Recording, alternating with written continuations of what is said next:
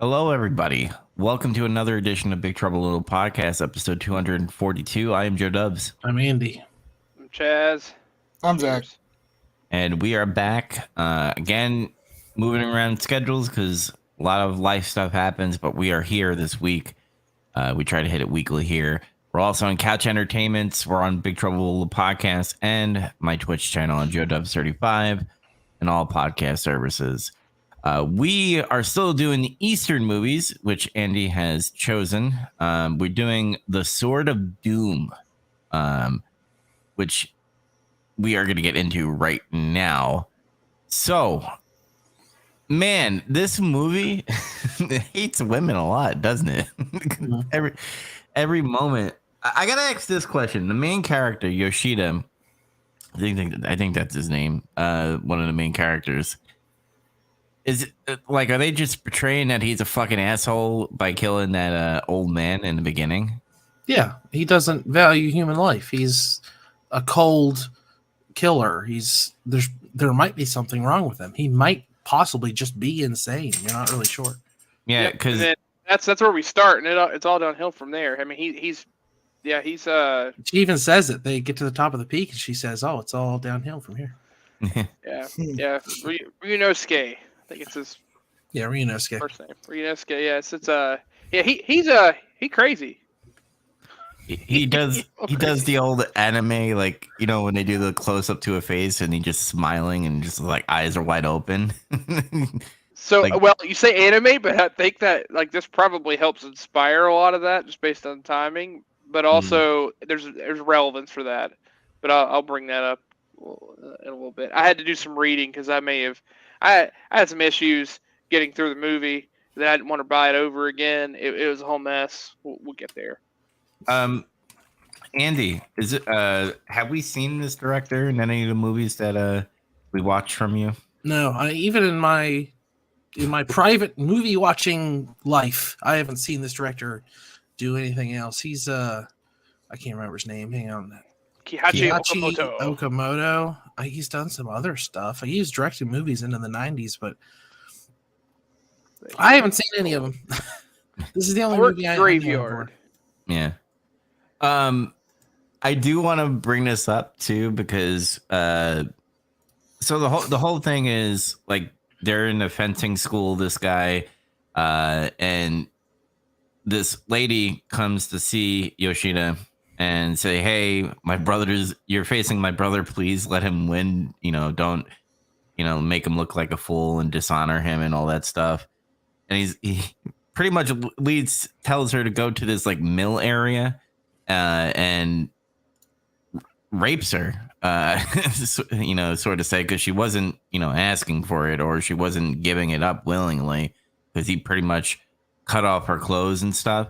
Mm-hmm. But they do one thing that, like, remember we talked about in the James Bond movies when you see the train go through the tunnel and it's like saying like sex. They do the thing with that I don't know what that thing's called, but it does the motion. Whatever. Yeah. But I thought that was weird because, like, what else would be happening in that scene? Like, it's not ambiguous. Like, it's pretty clear. Yeah. It's just what, like, when you see him kill the old man, you're just like, wow, this guy's a dick. And then he's like, they try to like play with your emotions a little bit, like, oh, he might be compassionate towards this lady for some strange reason, just so, not to make this person like a fool. But no, they just like up it up a notch and be like, nah, this bitch is getting raped. And I'm just like, God damn it. How far she's asking him to do it, and his dying father also asks him, hey, maybe you should like throw this fight, because this guy has his entire life riding on it and you have literally nothing riding on it. Yeah, he's already been kicked out of the school that he's already expelled from it. And it's also important to note too, the old man at the very beginning is sitting there and he's asking for death. Like, he's actually wishing for death. He's literally praying, please to die. Like, but he wasn't that peacefully. He doesn't want to like be cut down dishonorably or something. Like, he doesn't want to be murdered. He just wants to die in peace. Buddha was like, okay. All right. You asked for it. Can we talk about that fucking hat? How fucking cool is the hat that he wears throughout the movie? His hat rules. Yes. His hat's awesome. Also, I know you've not played it, but that hat is directly taken and put in to Elden Ring. In Elden Ring, there is a character that is very similar to him that is just like not really seeking revenge, but is seeking to kill people for sake of it, and wears a metal version of that hat. And by metal, I mean That's pretty actual, like rad. it's made of like silver iron, but it has like the little holes in the top, but it's like much longer than a typical hat like that. It's so fucking cool looking.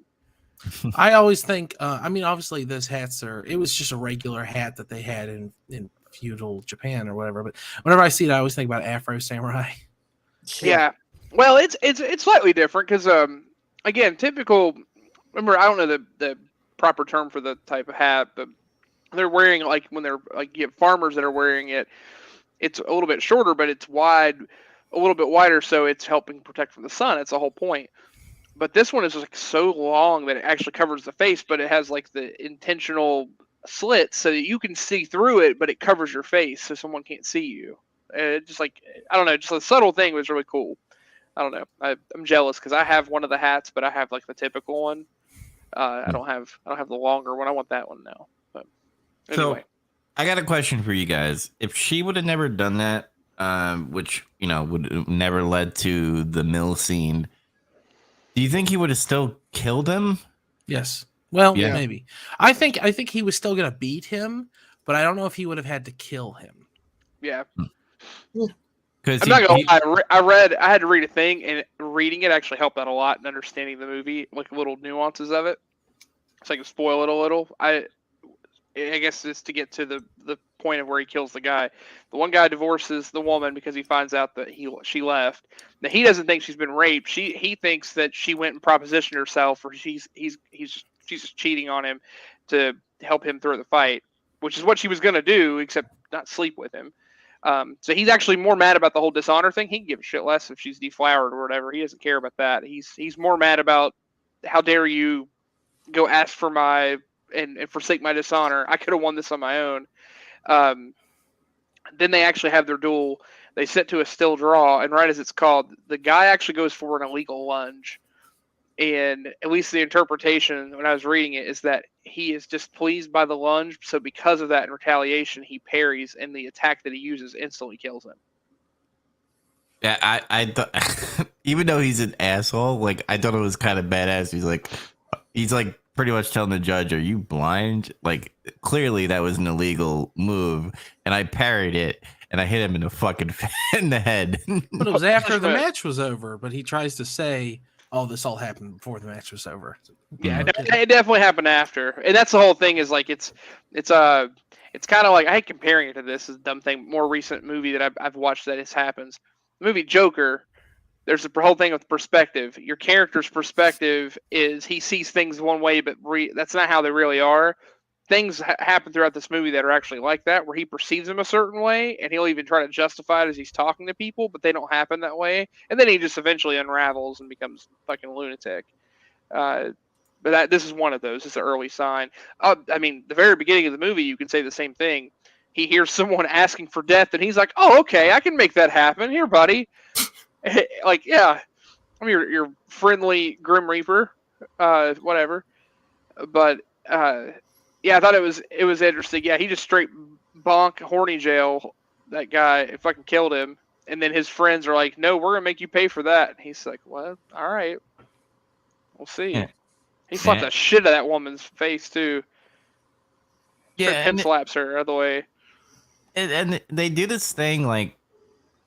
I know it's starting to time and stuff, but like Hama is like he's walking away from the school, I'm guessing, or wherever he just did the tournament. And it seems like it, but I think time is supposed to have passed at least a little bit. I'm always confused by that. Like it seems like he just walks down the hill and immediately gets in that fight. Mhm. But I think a lot of the people he's fighting would have been at the tournament. So I think it's implied like, oh, the next day or something like that. Yeah. This movie doesn't do a very good job of portraying the passage of time. It feels like it all happens in an afternoon when it actually happens over the course of like 3 years. Yeah.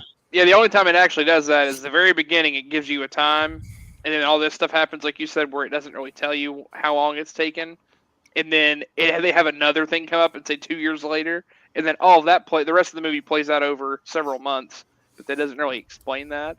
Yeah, they always say it's around the something incident, and I've never. I was meaning to look it up. Is that a real thing, or is that just something it's saying for the sake of the story? So those incidents are the incidents he caused. I actually had to look that up. So all these incidents that are brought up are incidents that happen at the same time. So and they location. are fictional. So they're fictional, but they're called that. It's almost like you're reading back or watching like the anthology of events as they happen, like historical events as they happen. And it's like, look at all these massacres, and you're watching from the point of view of the guy who caused them, which is kind of interesting. It's kind of a unique perspective. But yeah, Is there a point where they try to show this evil character that he might have some emotions at some points? Because there's points where, Hama being a crazy ass bitch is like, I'm gonna stab my fucking child, and like he would stop it, but then he would not like take the child away from like the crazy ass mom that was about to kill him. And he just goes out, and I'm like, wait, I guess he doesn't have any emotion. He's just being like, stop it, bitch. Yeah, she's like, I'm gonna kill him with this sword. And he's like, that's my sword, and then he leaves. Like, yeah, she could kill him a different way. Yeah, that's kind of the point, though. Yeah, he didn't give a shit about the kid. And that's pretty what apparent. Happens to the kid? Exactly. After he fucking kills her, he just leaves. You don't see the kid just again. Abandoned it. Yeah, he just abandoned his screaming child as the mom just lay there dead. So yeah, he didn't give a shit about that. I don't blame him. Children are annoying anyway. I mean, they kind of are parasites, but I mean, I'm not wrong. I mean, but define a parasite. It's something as a kid.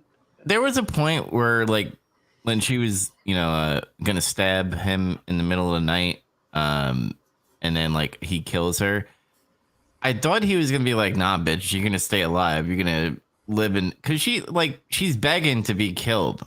Like, you would think the opposite of like asking to be killed is to keep her alive, so she's in this agony of, desperation and all that stuff. Like, I don't know. I kind of she thinks all of her agony is brought on just by him, so she tries to kill him. And in a way, I mean, if she's begging to be killed, as you put it, he is screaming to be killed. Like this guy, the life he leads, the way he treats people, the way he behaves. Yeah, he doesn't really give a shit. He just has no regard for his own life or others. Again, the whole thing is he's more upset about his sword being used because the sword is like the sword is the soul. All right, so using his sword to kill his own child is like it'd be like the greatest like disrespect ever. I don't know. Does he join a gang? It's like sort of. This is something I had to research because I'm like confused because he joins that group and they're like politically motivated into killings. Pretty much, they're like it. It's confusing. Yeah, Japan's confusing. Their history is confusing, but basically, they're a private police force / gang, and they used assassination and assault to further their political agenda, which is to give power to the shogunate. Yeah, so like any other political party, pretty much. Yeah, so except these guys just like run into a place and kill you with swords. So what you're saying, except for that one time where it didn't work. Yeah. If I got you except for that one time when Mifune was there. So skilled swordsman with no emotion shows brief glimpses of insanity and then joins the Libertarian Party. Is that we're all on the same page? No, it's the opposite. They're authoritarian. They're fucking bootlickers. Yeah. I'm trying to make a bad joke on air. Hey, he's clearly a Democrat. Oh my god. So that scene which by the way, I kind of find it funny that those two guys were like holding like a chariot thing in that small ass little thing. I don't know what they're called, but who was in that? Well, yeah, it was supposed to be their target. They were gonna like assassinate this guy, and they accidentally got Toshiro Mifune's character, Shimada, who is an even greater swordsman than Ryunosuke is. Yeah. Which is why he stands there. Yeah, that's why he stood there and watched him, and he just killed everyone and looked at him. Yeah. Like when Ryunosuke kills people, like he looks like a wild animal. Like he's sweating and bleeding and doing all this other stuff. When Shimada kills people, it's like he's doing the laundry. Like he's just kind of like he just kind of like kills a dozen guys, and then it's like, who sent you? You need to apologize right now. It's like, you just killed all my friends. Apologize, and then he's like, you better kiss my ring and apologize right now.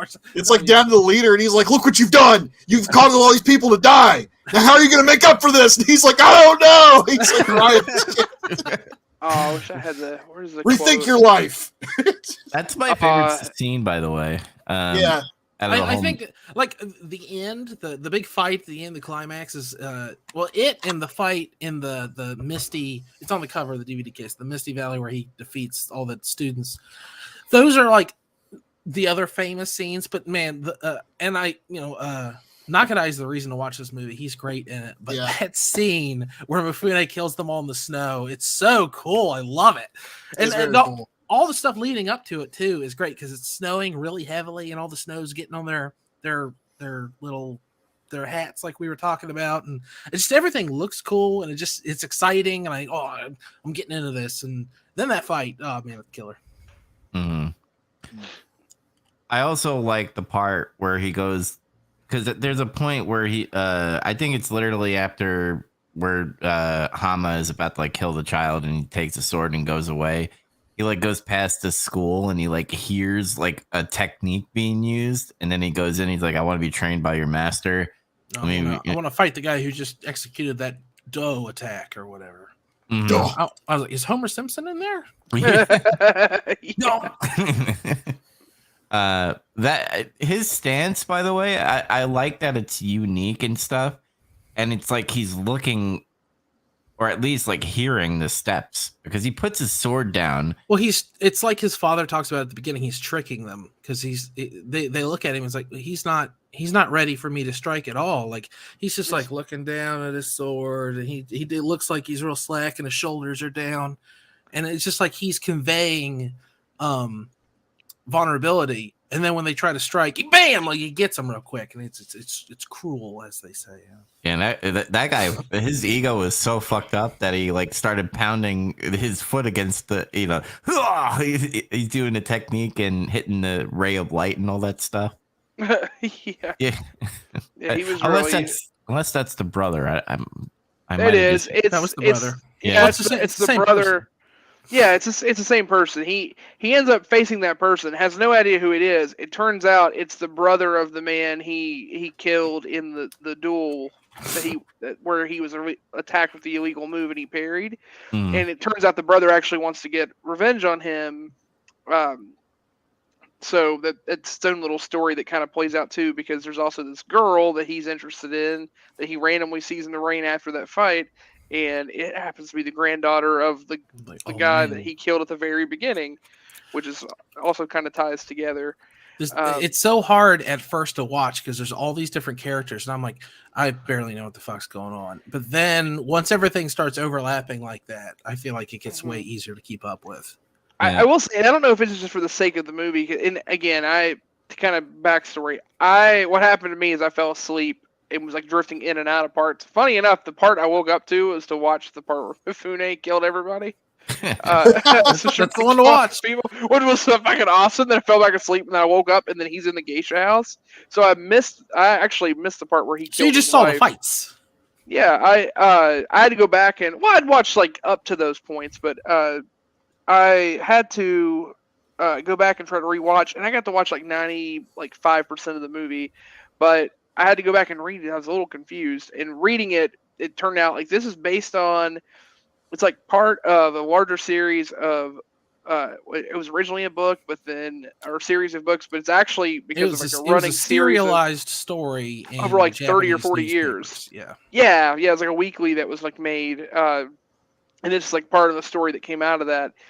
But one of the things that it's called the Great Bodhisattva Pass, or where is it? There, Daibosatsu Toge. Yeah. But the At thing the time of its publication, it was the longest written work in the world, or whatever. That's pretty neat.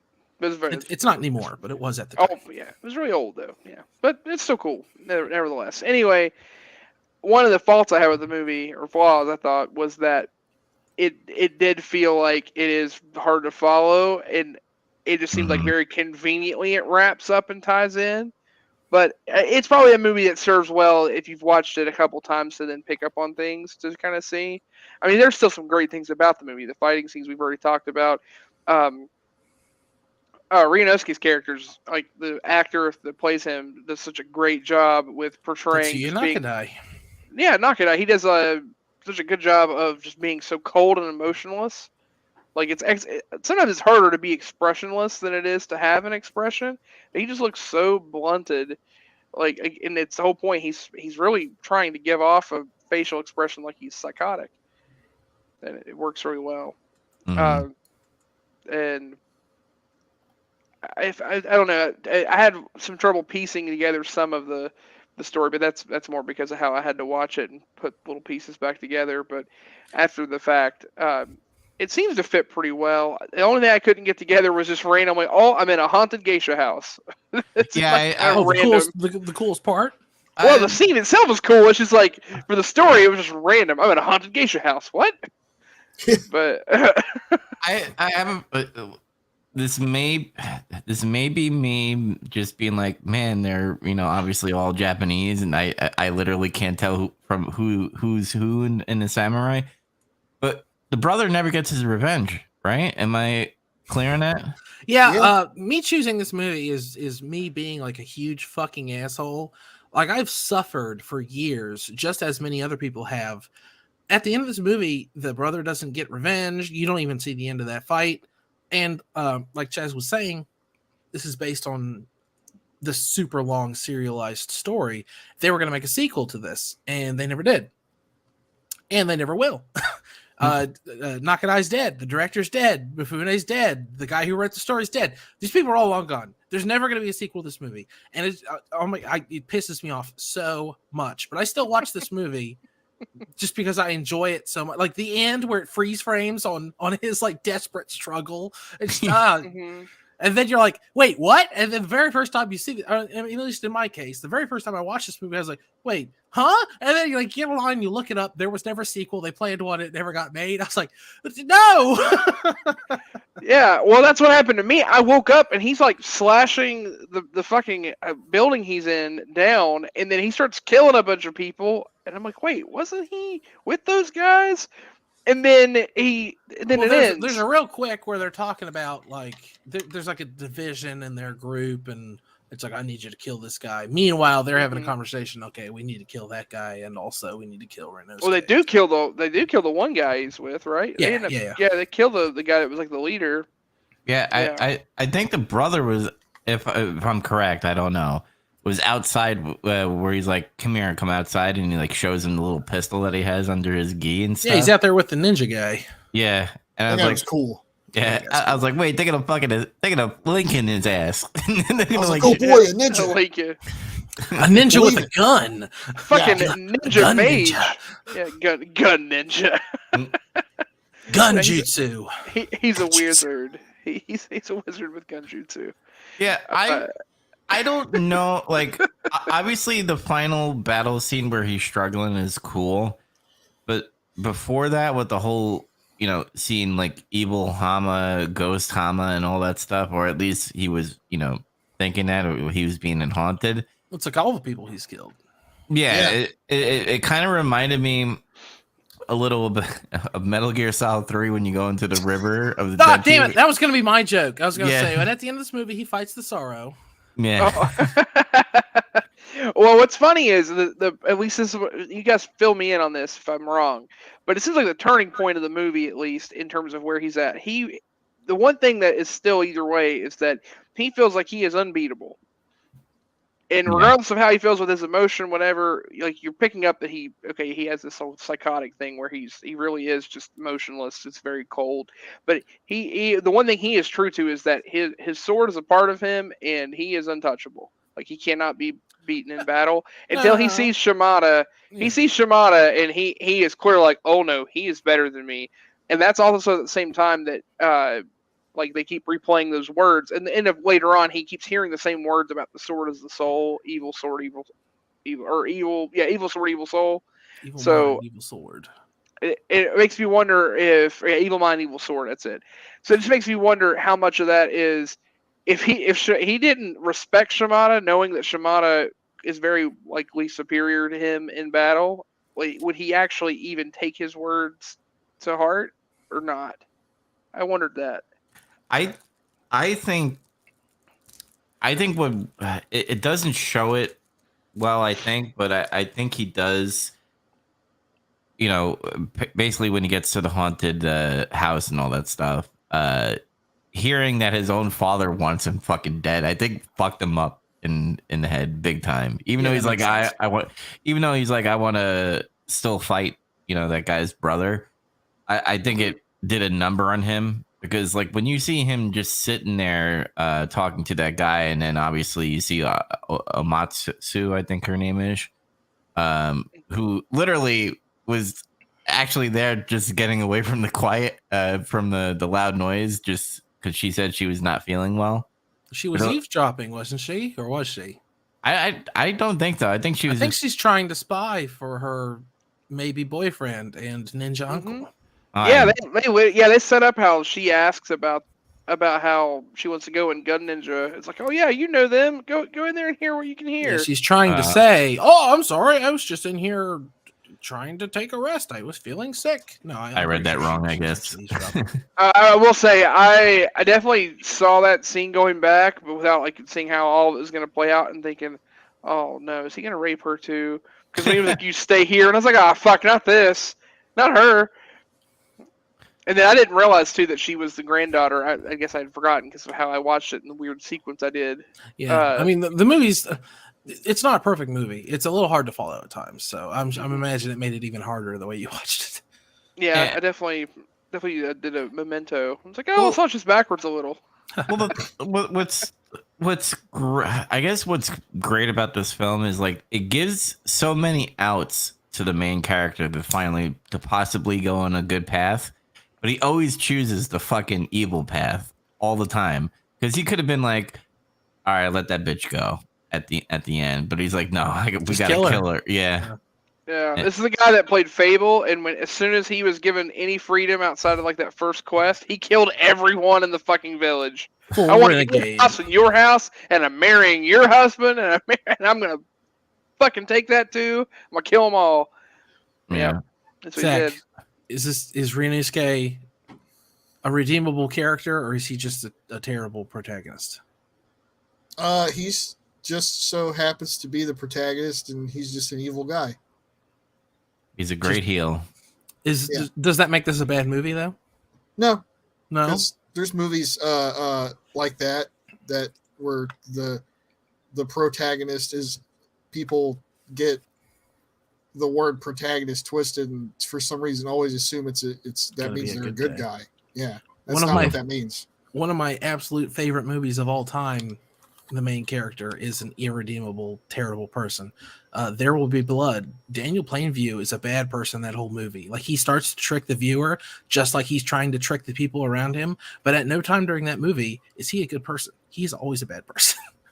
Yeah, or like Taxi Driver. Travis Bickle's not a good guy. He's some fucking weirdo who's a weird, maladjusted guy. It kind of tricks you in that movie too. It's like, wait, is he doing the right thing, or is he? Oh no, he's just homicidal.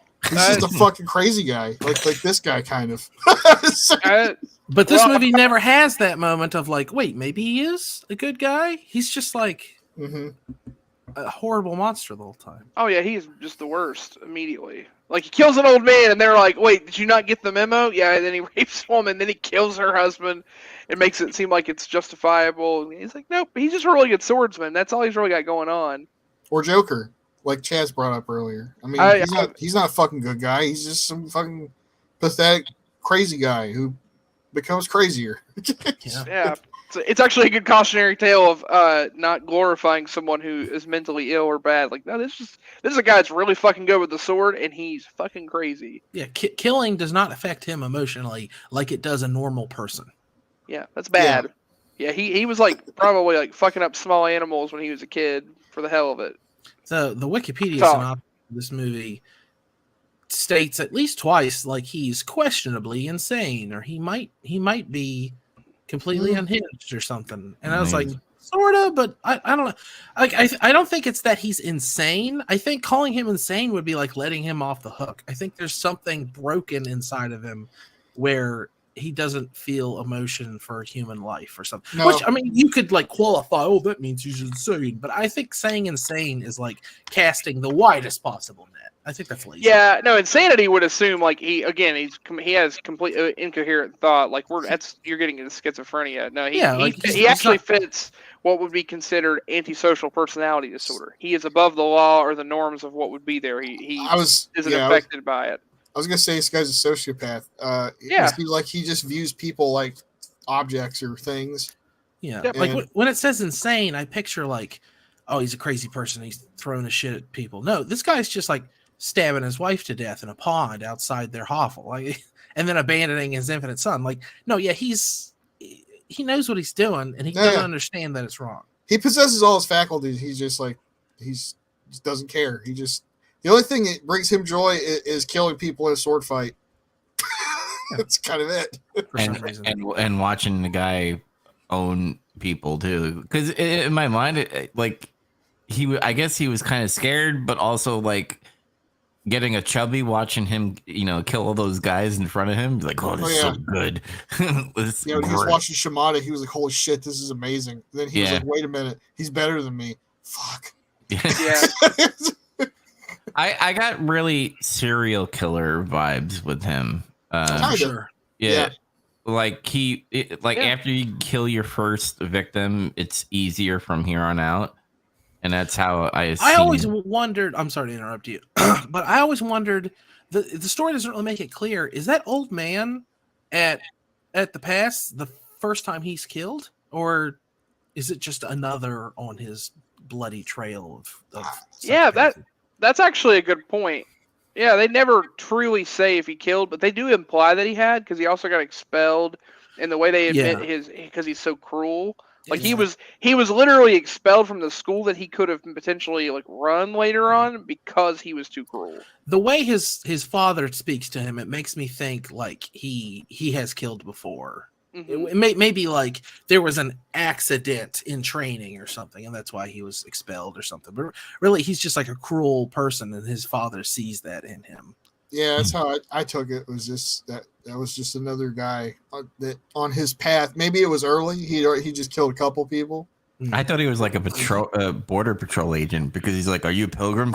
He like fucking kills him, and then the other guy's like, "No, I forgot what the other guy said." But he's like, he just lets him live and stuff. No, it's really important. And again, going back and watching it helped. It's expressly important if you pay attention to just very minor details behind the old man, like during that scene when he's actually asking, you could either hear or see just glimpses of the character around or behind him. So it's to imply that he hears the man wishing for death, and then again it implies that he thinks he is above what humanity is, and that he can decide. He's the executioner. He can be the person to decide when someone should die or not. If someone's asking for death, he can grant that to them because his sword allows him to. He is so skilled with the sword that he's allowed to be the person that decides who lives or dies. His skill didn't have anything to do with it. It's just some old man. No, that's not the point though. Like I think that it's implied that to become that he had reached the level. Again, I'm inferring a lot based on this, but just he is an expert swordsman, but he has reached that point, and with him being as callous as he is, he's a sociopath, so he has detached himself from those emotions that would make him otherwise question whether he should kill someone or not. So he feels that he's there. And it could be coincidence. He happens to have that plus the skill, which is also infuriating. It's like having someone who is that callous also be that good with a sword. It's like, well, how the fuck do you stop him? Although Gun Ninja's got a good strategy. That's the way to do it. Mm-hmm. Yeah. It's Indiana Jones. There's boom. Just fucking take him out. I don't know if this will get us anywhere, but I just as a minor thought experiment, think about the beginning of this movie. The young woman and her grandfather and their pilgrims. They get to talk to the past. And she goes to find water, and he's praying for death. He says, "Please take me. There's no reason my granddaughter should have to be a pilgrim forever. I wish for death."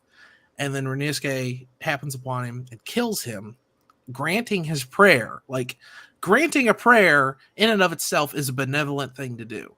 Now, assume the whole rest of the movie was completely different. Imagine the rest of the movie was just like a regular, like, there's a gang in town and he fights them, and it's like, just put Yojimbo behind that scene. Is what he does still cruel and evil? In that instance, I don't know. I guess it depends on your interpretation of the scene. Was it just like happenstance, that guy, or was it Buddha? Did Buddha put that guy there? Does Chaz hold the fatty? I mean, I'm holding a fatty. We are eating meat. But is he the answer to the old man's prayer, or do you look at it as, man, he just doesn't care about human life? What a scumbag! I've not watched Yojimbo, so I can't compare specifically to that story. I just tack the scene onto another movie. Where the rest of the movie isn't about a horrible psychopath who kills 130 people.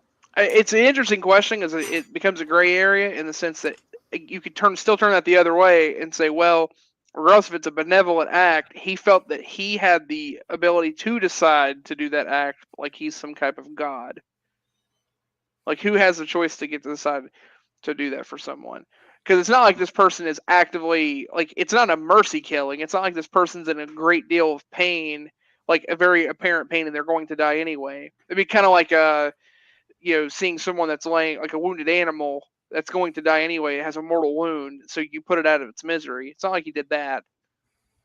Well, it depends on the point of view. Like, from a viewer's perspective, we're seeing him do the prayer, and then we're seeing him show up and kill him. We don't know the intention of the old man. We don't know if he's like, oh, thank God my prayer is being answered. Let me die now. But like, if we somehow got that where he's like, okay, and he nods before he like gets killed, then I'd be like, yeah, that's I guess he's being answered. That's a good point. Real quick, as an addendum to what you said earlier about him being a serial killer, yeah, I think that's 100% it. I think if he didn't live in a time and place that allowed him to join a homicidal gang that kills for political clout, I think he would have totally just like been killing prostitutes in alleyways or whatever. He would have been a Jack the Ripper, or he would have been a Jeffrey Dahmer or whatever. Yeah, I mean, look how every night he comes home to Hama and he's just sitting in that little hallway area asking for sake. Yeah, he just sits there and drinks. I mean, in his defense, it's not like he could watch the new episode of Family Guy. They don't exactly have a lot going on in their little hovel there, but still. Yeah. But I mean, personally, I would probably, I guess, go outside. But I guess if you're drinking, you're eventually don't touch grass. Yeah, touch grass. That's right. That's absolutely correct. No, I was gonna say, if I lived in that shithole with no cable, yeah, I'd kill people too. I would read the book that this is based off of. Yeah, that's meta right there. Just reading the book. So what happens to me next? You pick it up and it's like this thick, and you're like, fuck's sake. Is this Alan awake too? Is he writing what's happening? Shit. I got a question about Hama. Because there are points in the film where she's like kind of liking, or maybe she's doing it on purpose to get close to him, to get to the point of stabbing him in the middle of the night. But she's like, thank God, like kind of like a thank God I'm with you or something like that. I can't be anywhere, except with you. It like throws me off. I'm like, wait a second, you hated his guts. You were about to kill. I'm guessing that's his child, right? Because he raped her, and that's what became is that child. Maybe. Yeah. I mean, they'd been living together for 2 years, so it could have been conceived in that time as well. We don't know how old the kid is. So, so I mean, honestly, he looks older than 2 years old. Come to think of it, because he still can't even walk or roll over or anything. That's not a 2-year-old. That's an infant. Yeah. So, like, you know, she's about to like kill the child, and she's acting all crazy, saying like blaming you, and then you get that scene where he's like, the only person that killed your husband is you because you came to me asking, you know, to lose, which, you know, created him doing the divorce and wanting to kill him. That's what I was implying earlier about whether or not he would have had to kill him, because during the duel, the guy is blinded by rage because this guy either slept with his wife or raped his wife, did something that made him divorce his wife. So now he is livid and he's really angry at this guy. And like, even when they square up, they say, oh, this isn't a match. This is a duel. Like they can tell they have grudges, even though they both said they don't. And if he hadn't been so hot blooded, he might not have made it so that he killed him. He could have just like whipped his ass or something. He could have just had an actual duel. Who knows? I'm playing devil's advocate there. That is also a way of, okay, his dad asked him to throw the fight, and then internally he's like, oh, fuck this guy, I can do whatever I want. So when he is given the opportunity, because he's asked by her, like, oh, please throw the fight, he devises his own plot to make this guy mad enough to give him an out or a reason that would justify killing him in some form of self-defense. No, I think he you're makes right. the guy so mad that, okay, I can kill him in front of everyone and get away with it. It's almost like an arrogance thing, like trying to see how far can he push publicly murdering someone and it being okay. I thought it was that, and it was also like, I'm gonna give this guy a real good reason to fight me. Like, exactly. He wants the guy to fight him, because at this point he keeps being told this guy knows he can't beat you. He's not gonna try. Like, but he's gonna lose everything. Please just let him win. Throw this fight. But something else to consider, and I think this is something anyone can identify with. Have you ever been told not to do something, and that's made you want to do that thing even more? Yeah. I mean, only all of my life. Yeah, exactly right. Like his dad's like, you should throw this fight, and he's like, no, I don't know about this. And then this woman comes and is like, I'm his sister. Please throw the fight. And he's like, what? People keep telling me to throw this fight. I'll do whatever the fuck I want. You know what? As a matter of fact, meet me at this mill later. And then he concocts this whole plan. Yeah. The thing is, we don't really know exactly what he's thinking. We kind of got to infer some stuff. And I like that about this movie a lot. There's very few times when Ryunosuke just lays out his scheme, his plan. He doesn't have like a confidant. He doesn't have a sidekick or anything. There's almost, with the exception of his mistress, they never get married, so it's not his wife. But he's never like telling someone, this is exactly what my plan is. This is what I'm going to do. Yeah, because he's a man. He internalizes all of it. and you see what came of that. No,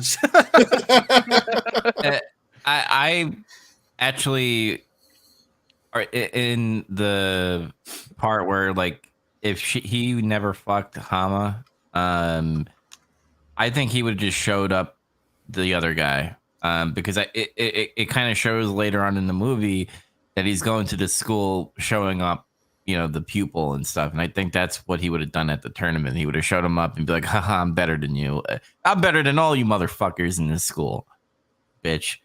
But I still think, like, obviously he's a killer, and if he had the chance, he would, you know, obviously kill someone. I think ultimately he's still just broken. Yeah, I think maybe he's broken, and then also independent of that, he's just like boastful and wants to show off, perhaps. Yeah, small pee-pee. I really wanted to find out. I've seen this is the third time I think I've seen this movie in my life, and it's kind of hard to get around to watching it because it has that ending that's like, oh, what happens next, and you just don't know. In Japan, the actual story was adopted into a movie like 4 or 5 times before Sword of Doom even came out, so it was very, very popular and was a thing to do. And somehow, when this one came out, they were like, "Yeah, let's not make a sequel." And that's bothered me forever. And I was always like, maybe I should try to read it. But as far as I know, there's no translation. So I decided, you know what? I'm just going to read the Wikipedia synopsis of it. So I clicked on the link to go look at the synopsis for the story of the Great Bodhisattva Pass. It's just Japanese. There's not even an English Wikipedia entry for the story Sword of Doom is based on. Yeah, It's Google like, Translate. I was thinking about it. But it's just so funny to me. And like there's the Criterion release of this. I have the DVD, but they have since remade. They've released a Blu-ray of it. There's like no special features on there. There's one essay that's written by a guy, and that's the entire thing. It's 3 pages. And it's more about, like, he talks about the themes for a minute, and then it's kind of just about the story and the making of it and how it's based on the longest at that time published thing ever. Like, learning about this movie is frustratingly difficult when you look at, the 2 movies we just watched and the movies we're about to watch. And that's like I said, choosing this is of my whole theme of the Jidaigeki movies, the samurai movies. This is the one that's the most selfish because watching it is frustrating, and there's so little to read about it. But luckily, the movie gives us a lot to talk about. Honestly, if one or all of you had hated this movie, I wasn't gonna have a leg to stand on because this movie has a lot going against it. But it is interesting. It's decent, but out of the movies that we watched so far, this is like, the lowest. That's fair. 3. I mean, we watched like 2 of the greatest Japanese films ever, and then we watched The Sword of Doom. Like I said, I'm doing a thing. We're gonna go down, and then we're gonna come back up. We're heading back up to Ron now. So, I gotta say the 18. I mean, I know socially we weren't there yet, but man, in the 1800s. Both the West and the East loved to traffic women.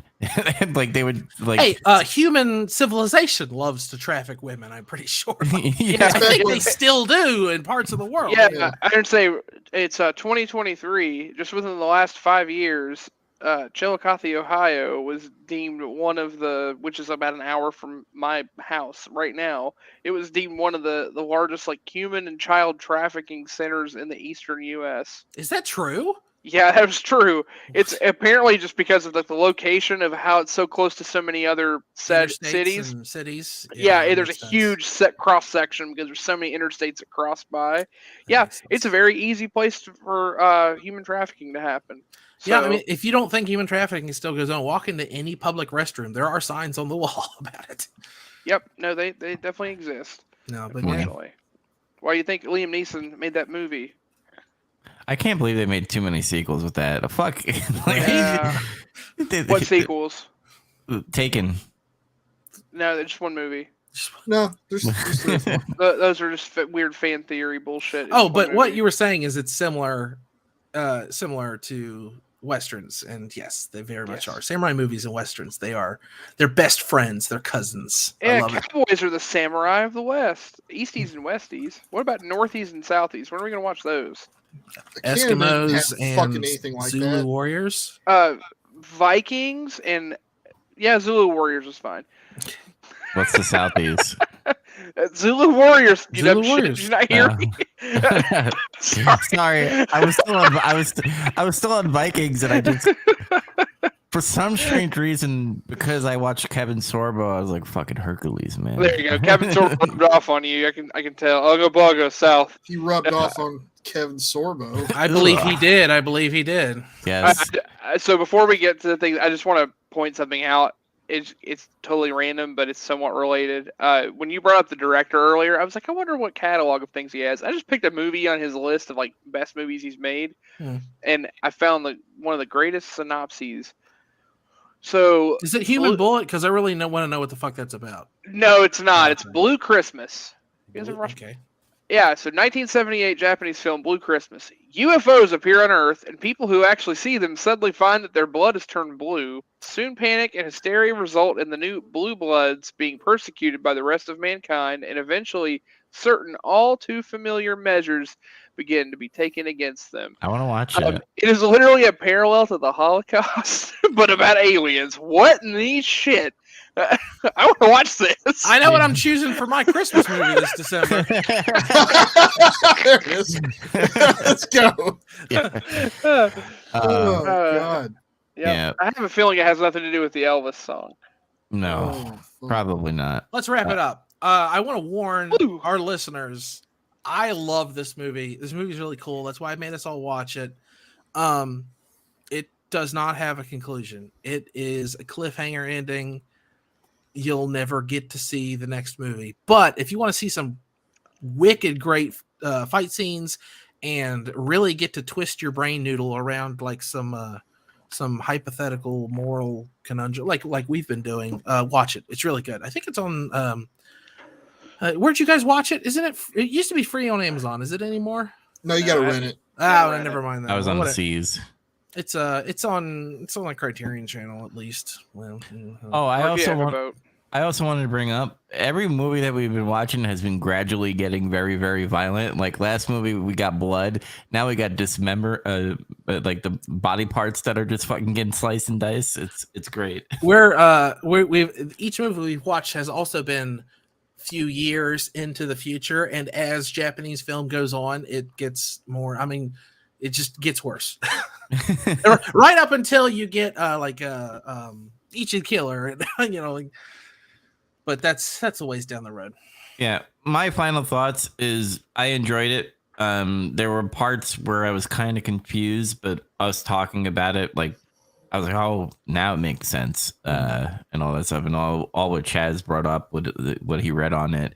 So I enjoyed it. I will say it's very, low compared to the two big fucking good movies that we watch.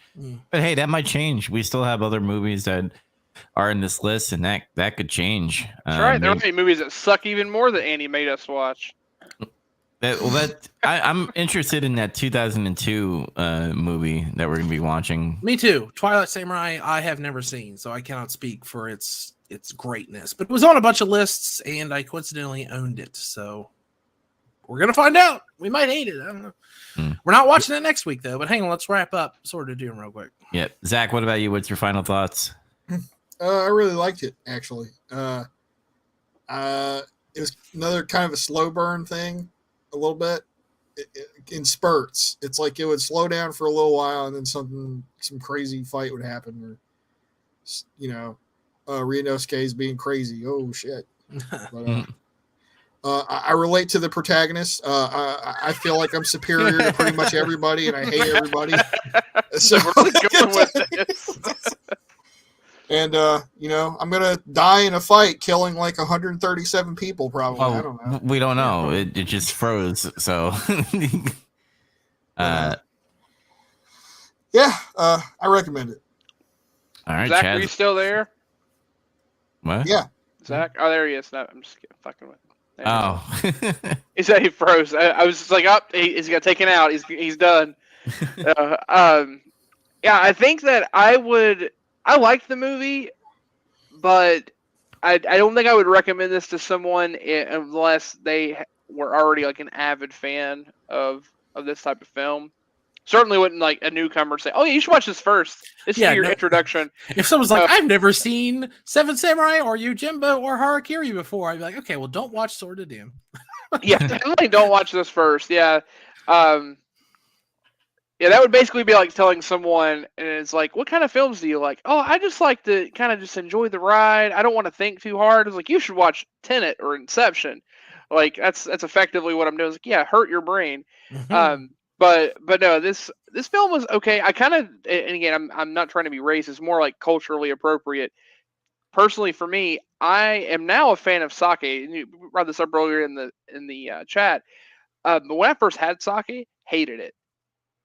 It was a kind of an acquired taste. This film seems like it has that. Like, I think as I watch this film more times, in which I do think I want to come back and watch it, I think I like it more because there are, like you said, there's so many ambiguities with the film that are really cool to talk about and think about. I've certainly liked it more each time I've seen it. Yeah.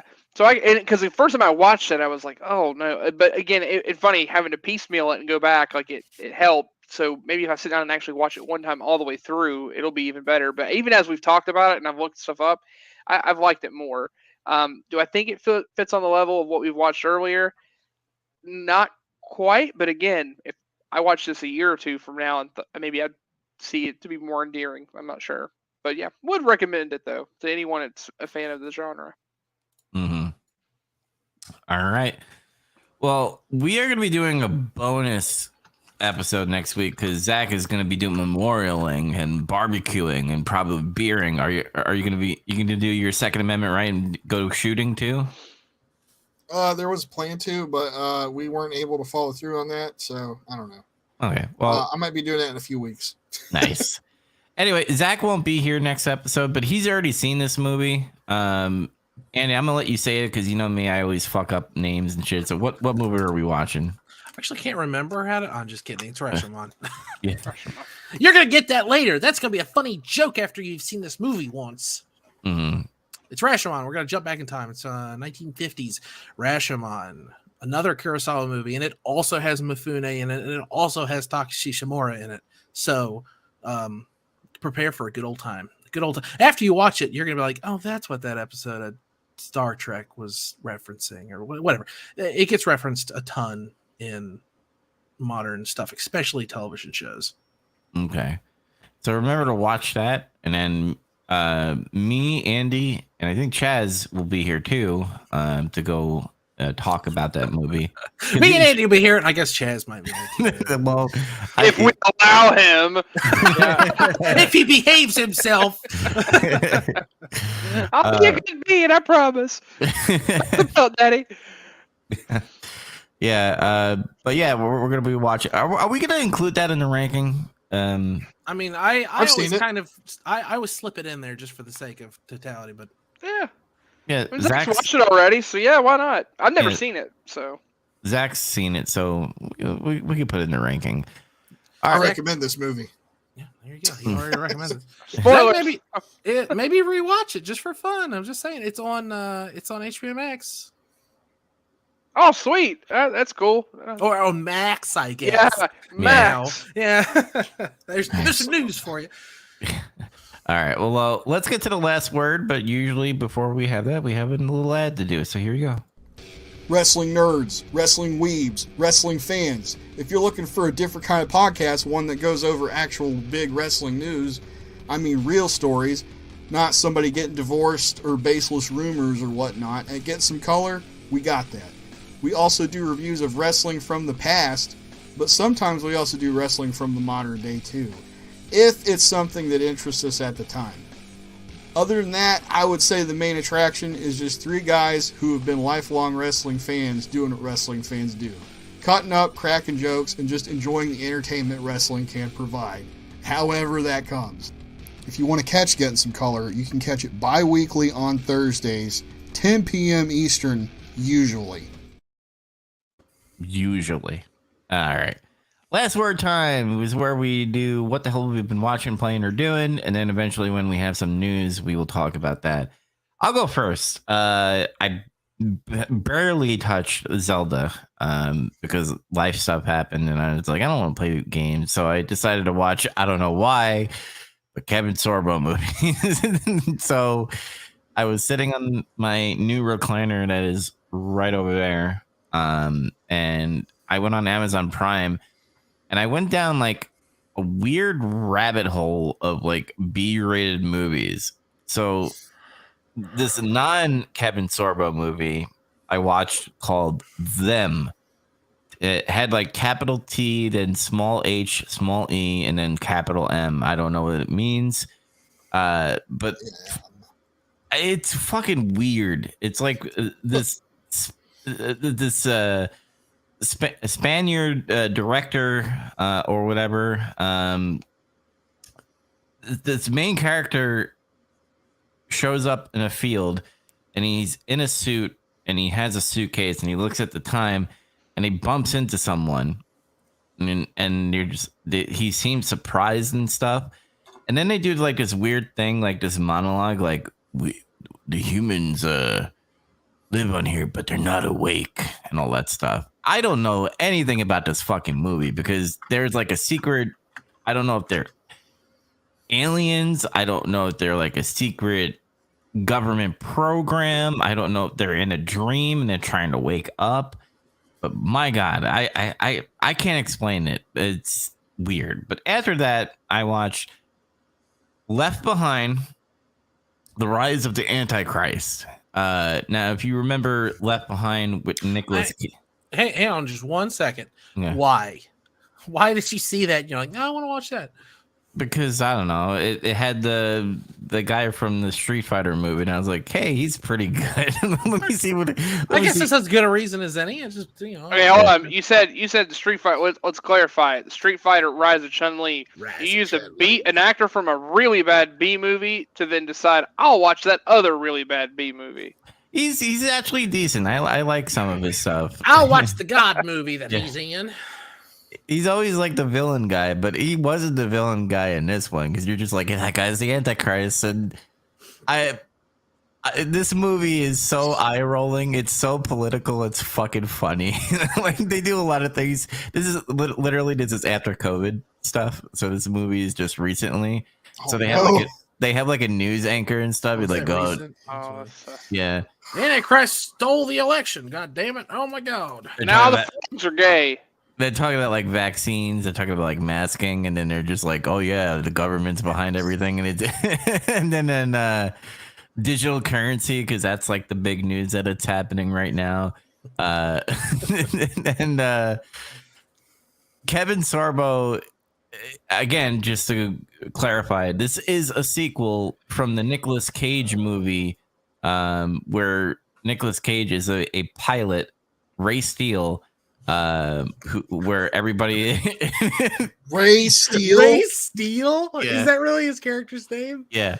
I gotta watch this movie. Where apparently, the whole the rapture is happening and people are disappearing.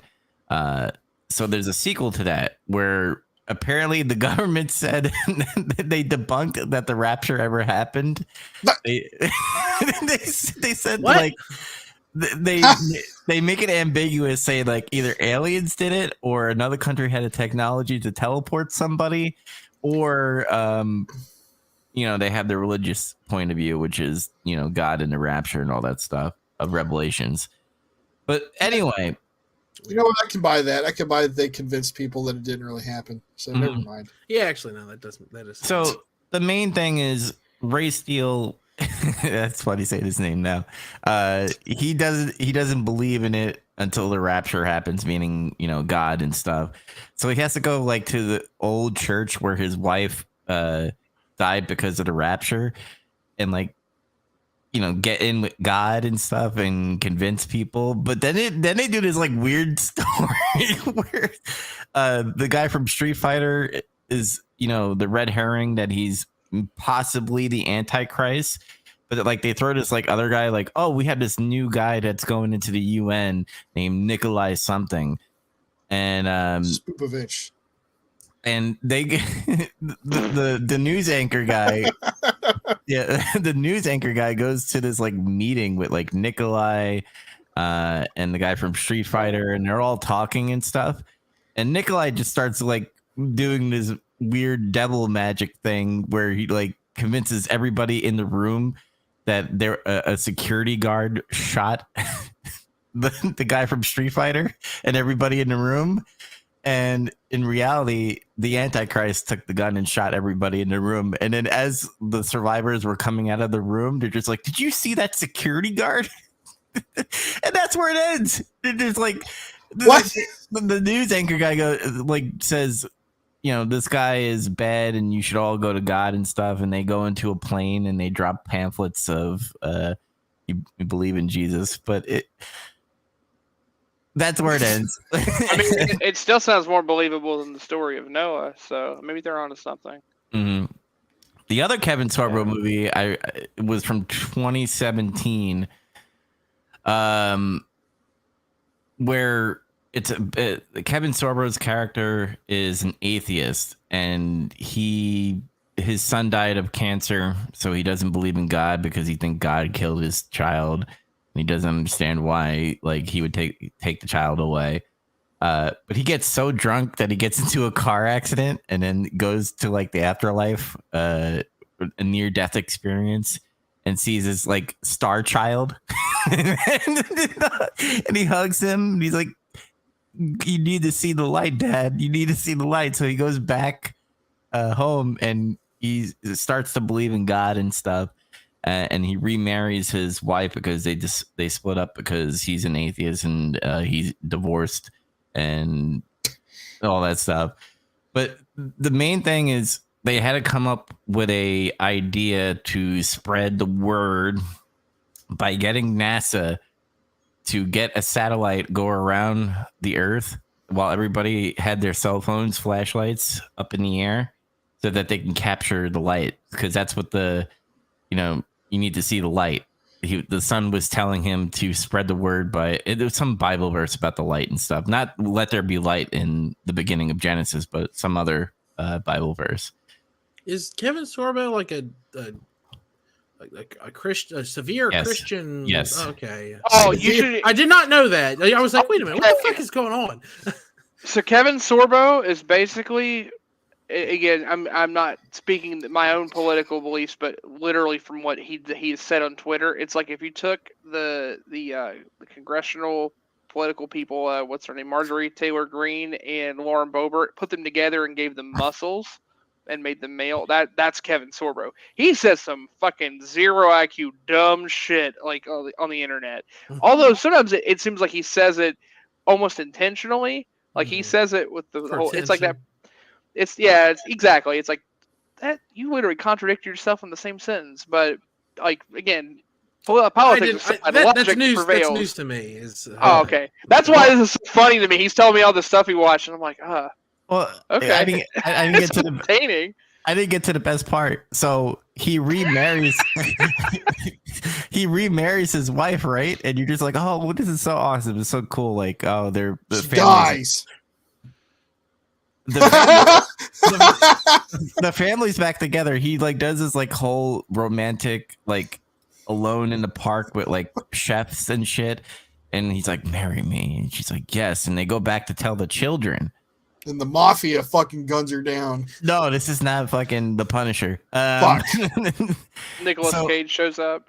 So she's like trying to tell her children, and she's like, starts to like spaz out and shit.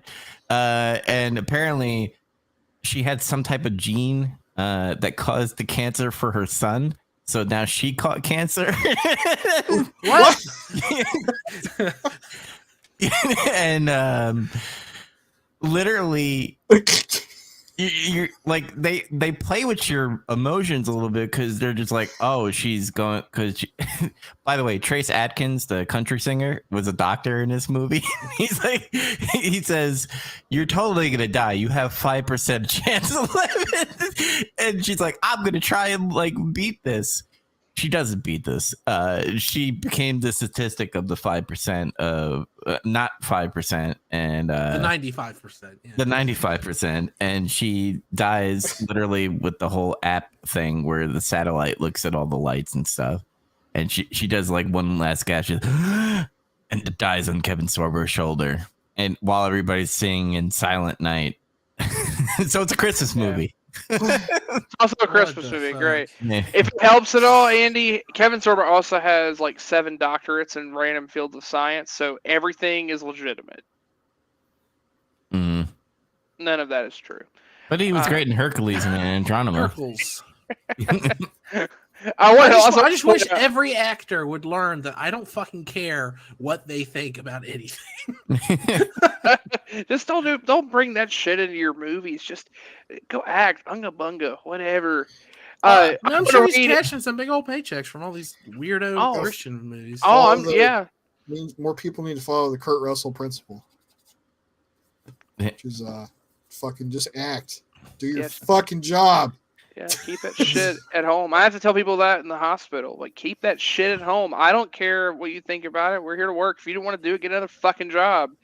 But anyway, I want to read the synopsis real quick of them, and then I'm going to ask you a question, and you tell me if what the answer is. Okay, this is them. Or I've been stuck on this for like the last 15 minutes. You talk about Kevin Sorbo movies because I'm stuck back on them.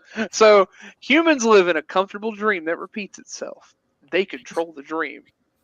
They were humans once too. Some humans wake up. Most don't. Daniel wakes to be told that things could be different. Daniel believes it. For a while at least.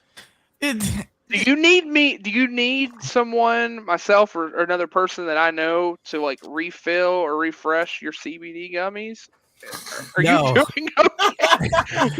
What the fuck? fuck is this movie? I want to tell you a scene. So what happened?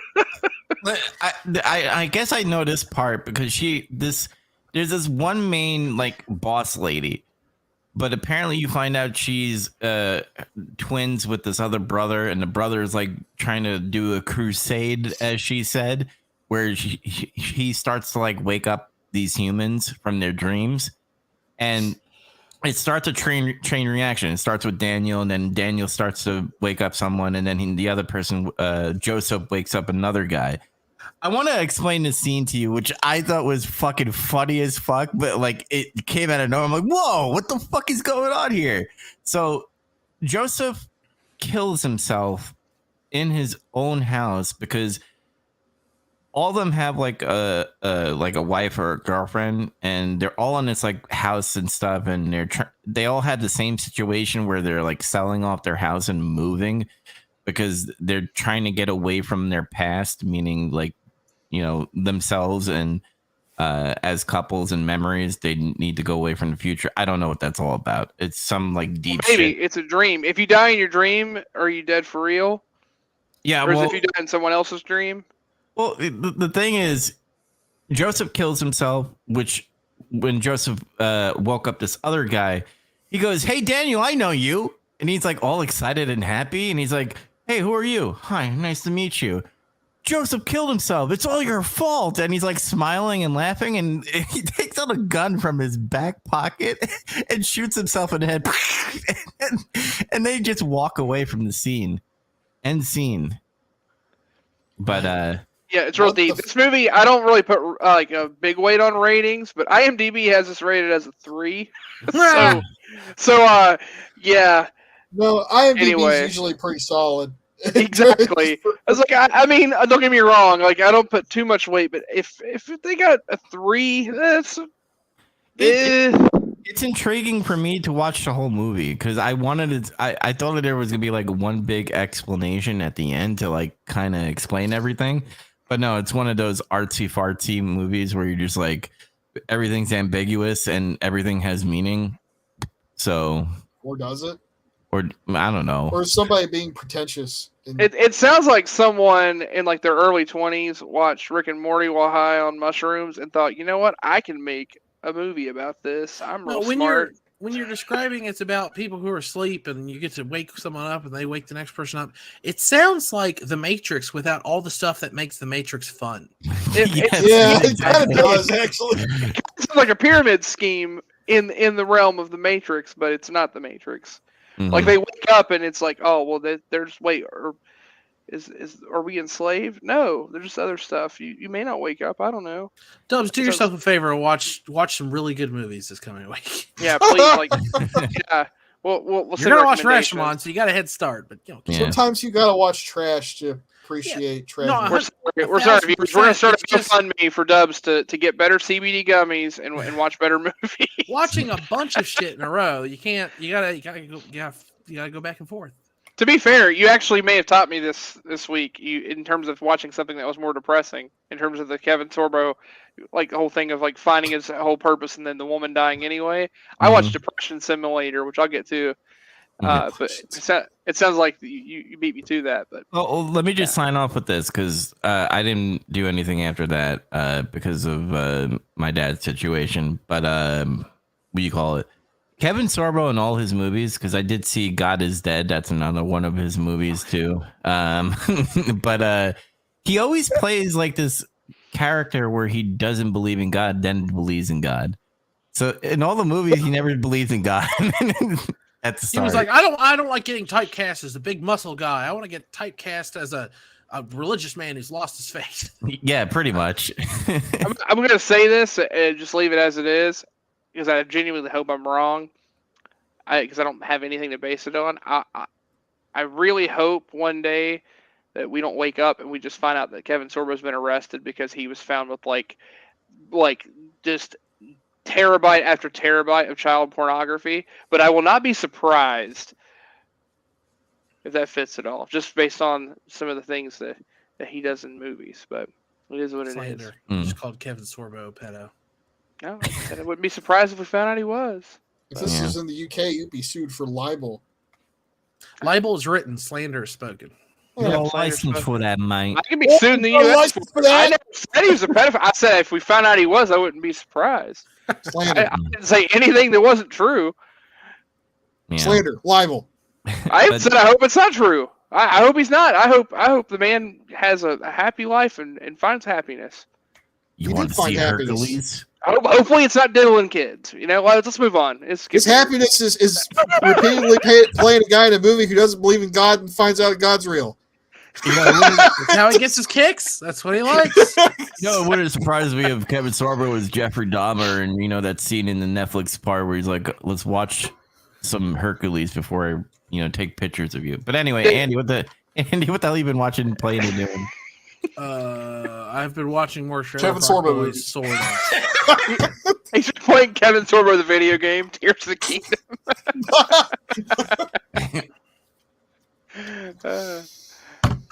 All right, I'm done. I'm being a jerk. Oh, that's it, Andy? Huh? But that's it? Oh, I didn't know if it was time to go or not. You go. What the hell you been watching, playing, or doing? Oh, I'm watching like the bad seasons, the Trailer Park Boys, sort of.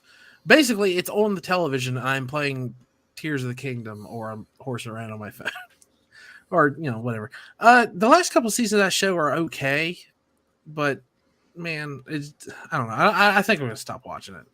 I don't know. We played a bunch of games at Chaz's house, but I just played Worms. I love Worms. Those games are so much fun. We played like 3 different versions. Worms Armageddon, Worms World Tour. What was the other one? I have to look it up. I don't remember the name of it. We tried to play the one and found out it was like a bullshit. Only online. Yeah. It wasn't. Well, it was online, single player only. Fortnite, drop in your location, microtransaction frenzy. So we played real Worms games. It doesn't matter. They're all the same, but not. Worms WMD. That was the one we played. That was at WMD. That was it. With vehicles. You're like, the fuck's this? It was this helicopter. It was pretty funny. Yeah, no, those vehicles are stupid. But the Worms is still fun. I've been playing those games for years, though. I watched Weird, the Al Yankovic story. It's free with commercials now on Amazon. The movie's fantastic. I highly recommend it to everyone. It's so funny. It's framed like, this is kind of a spoiler, but the movie's been out for a while, and I think everyone knows this about the movie at this point. It starts out like it's the autobiography, or just the biography, of Weird Al. And as the movie goes on, it gets more off the rails. You're like, wait a minute, that didn't happen. Wait a minute, that couldn't have happened. Wait a minute, that's nonsense. Like at the beginning, it's just like he's growing up in a suburban home, and he wants to play the accordion, but his father doesn't want him to play the accordion. He just wants him to go work in the factory. And he's like, what do they make in that factory? And he says, you'll know when you're older, boy, and stuff like that. And then by the end of the movie, Madonna is Weird Al's girlfriend, and he has to rescue her from Pablo Escobar in Colombia. So he like parachutes in, and he's wearing a Hawaiian shirt that is camo instead of a normal Hawaiian shirt, and shoots a bunch of guards with like machine guns. It's like, what is going on in this movie? He gets like way hooked on drugs and alcohol, and he gets like all this stuff that Weird Al never did. It's fantastic. My favorite part. I'm sorry to ruin this, but it's my favorite part. I really got to mention this.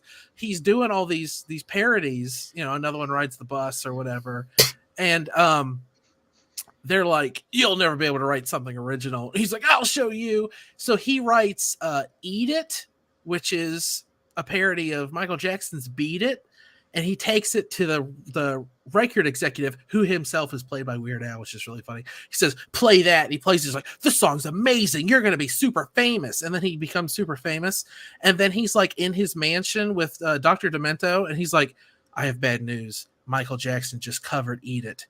It's called "Beat It." Amazing. And he's like, no.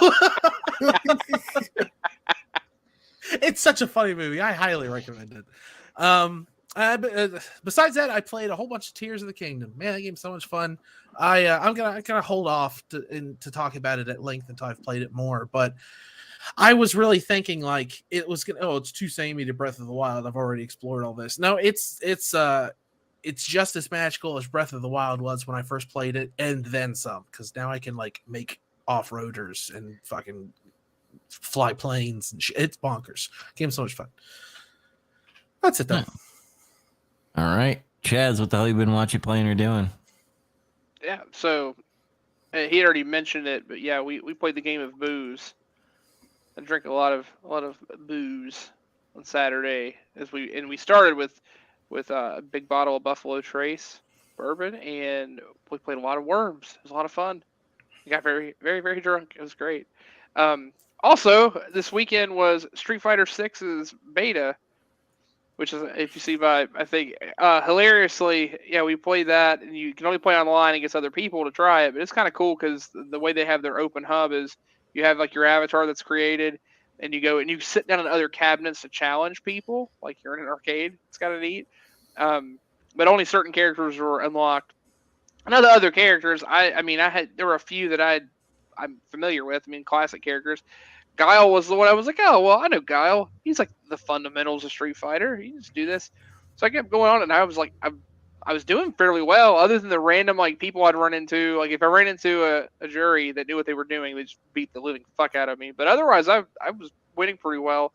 So Zach and I think a couple of different other people. At this point, I don't know if it was like just a gimmick or a trolling thing. People would say like, "Are you gonna main Guile? Or do you main Guile?" And then I shit you not, someone messaged me on PlayStation. And was like, "Are you Guile main?" I was seriously asking. I wasn't trolling. No, I just like again. It's like if you play like the basics of Street Fighter, you know how to play Guile. I don't know. It's fine, but. I wouldn't say it was good or anything. I got my ass beat a fair number. No, his Sonic Boom fucking sucks in that game. They need to change his voice. Oh yeah, he's got a very like lackadaisical Sonic Boom now. Like he doesn't yell anymore. He's Sonic Boom. Yeah, that was weird. It's not as bad as like certain versions of Street Fighter 2 where he's like Sonic Boom, Sonic Boom. It's like really like I don't know, like 1980s San Francisco gay Sonic Boom. I don't know what that is. Sonic Boom. Sonic Boom. Sonic Boom. The best Sonic Boom was a Street Fighter Alpha 3 because for some reason he was like British punk. He had like it's like he was in a punk band and he's trying to do the British accent, but he's American. Sonic Boom like that. Like, that's the best one. Yeah, I'm personally a fan of the OG Sonic Boom. It sounds weird. It's like he's mimicking someone else, but no, the best Sonic Boom is a Street Fighter EX plus Alpha.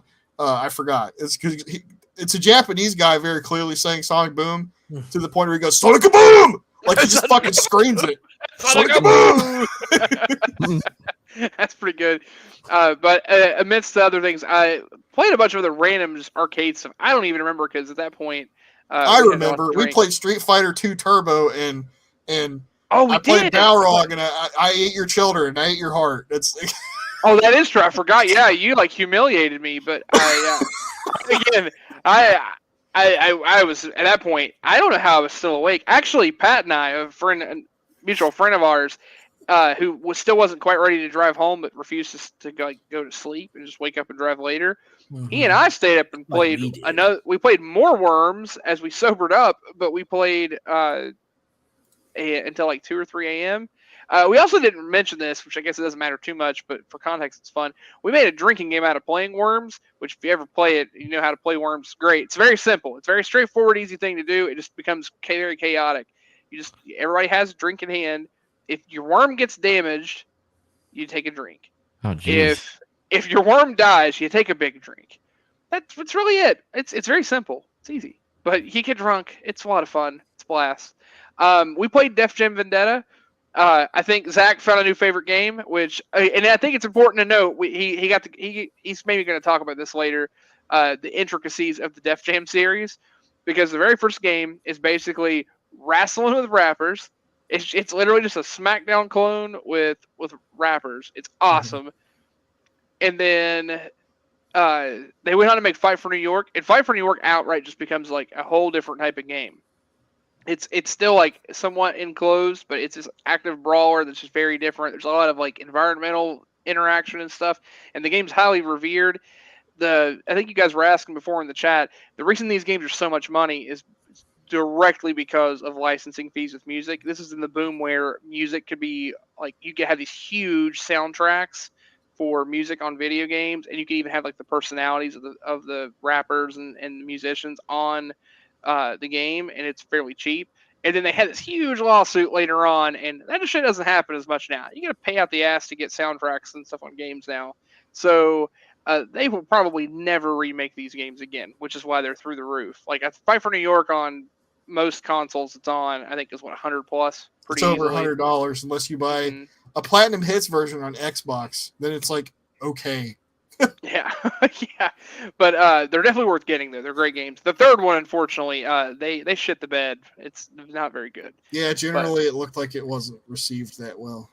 Yeah, but amongst our party of other things, we watched some DBZ abridged. I think we watched the original Broly movie in abridged, which was pretty funny. At least pieces of it. Given the hype on things, I took a stab later on in my sobriety to play Breath of the Wild because it's like, well, I'm not about tears yet, and I haven't played Breath since like right after it came out the first time. So I'll try Breath of the Wild again. I literally got through the intro, got to where like things basically open up to the main area, started like picked up a stick and started fighting, and then remembered, oh yeah, wait, weapons degrade as soon as I fight, and I don't know what happened, but the life was sucked out of me, and I turned it off and didn't go back. Well, So Tears I played of the all Kingdom like has the basically same 10 thing. minutes. It does. It's just funny. I thought, oh, I'll get into this game and then realize what type of game I'm playing. And it's not that it's a bad thing. It's just, oh wait, this is going to be a big time investment, and this is a big open world, and everything breaks. So I have to like take time to like make it. Oh yeah, It's fun when you have the time. It's like I don't have time. What am I thinking? Why am I playing this? yeah. So I understand that away. point of view because like sometimes you just want a weapon and just fucking hack and slash and have fun. Well, it just for me, it's just like the timing of things going on in my life. I don't have time to necessarily play it. I'll come back to it, or better yet, I'll just probably get tears by then. But again, that's not to say anything bad about Breath of the Wild.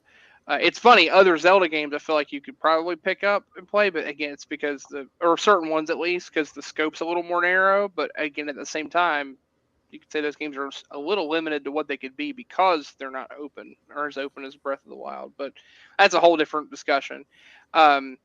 Watched a little more of that TV show Animal Control with my wife. I thought you were going to say Animorphs for a second. Animorphs, yeah, we watch Animorphs. Yeah, we're really into that, and we like to role play. It's fun. I also watch Beetleborgs. Beetleborgs, and then we finish up with episodes of The Tick. And then I watched VR Troopers box sets coming in the mail. VR Troopers, virtual reality troopers. So I'd referenced this earlier. I'm watching Depression Simulator, aka I started my new anime. I'm watching Attack on Titan. Oh god! Holy fuck! It is one of the most depressing shows I've ever watched.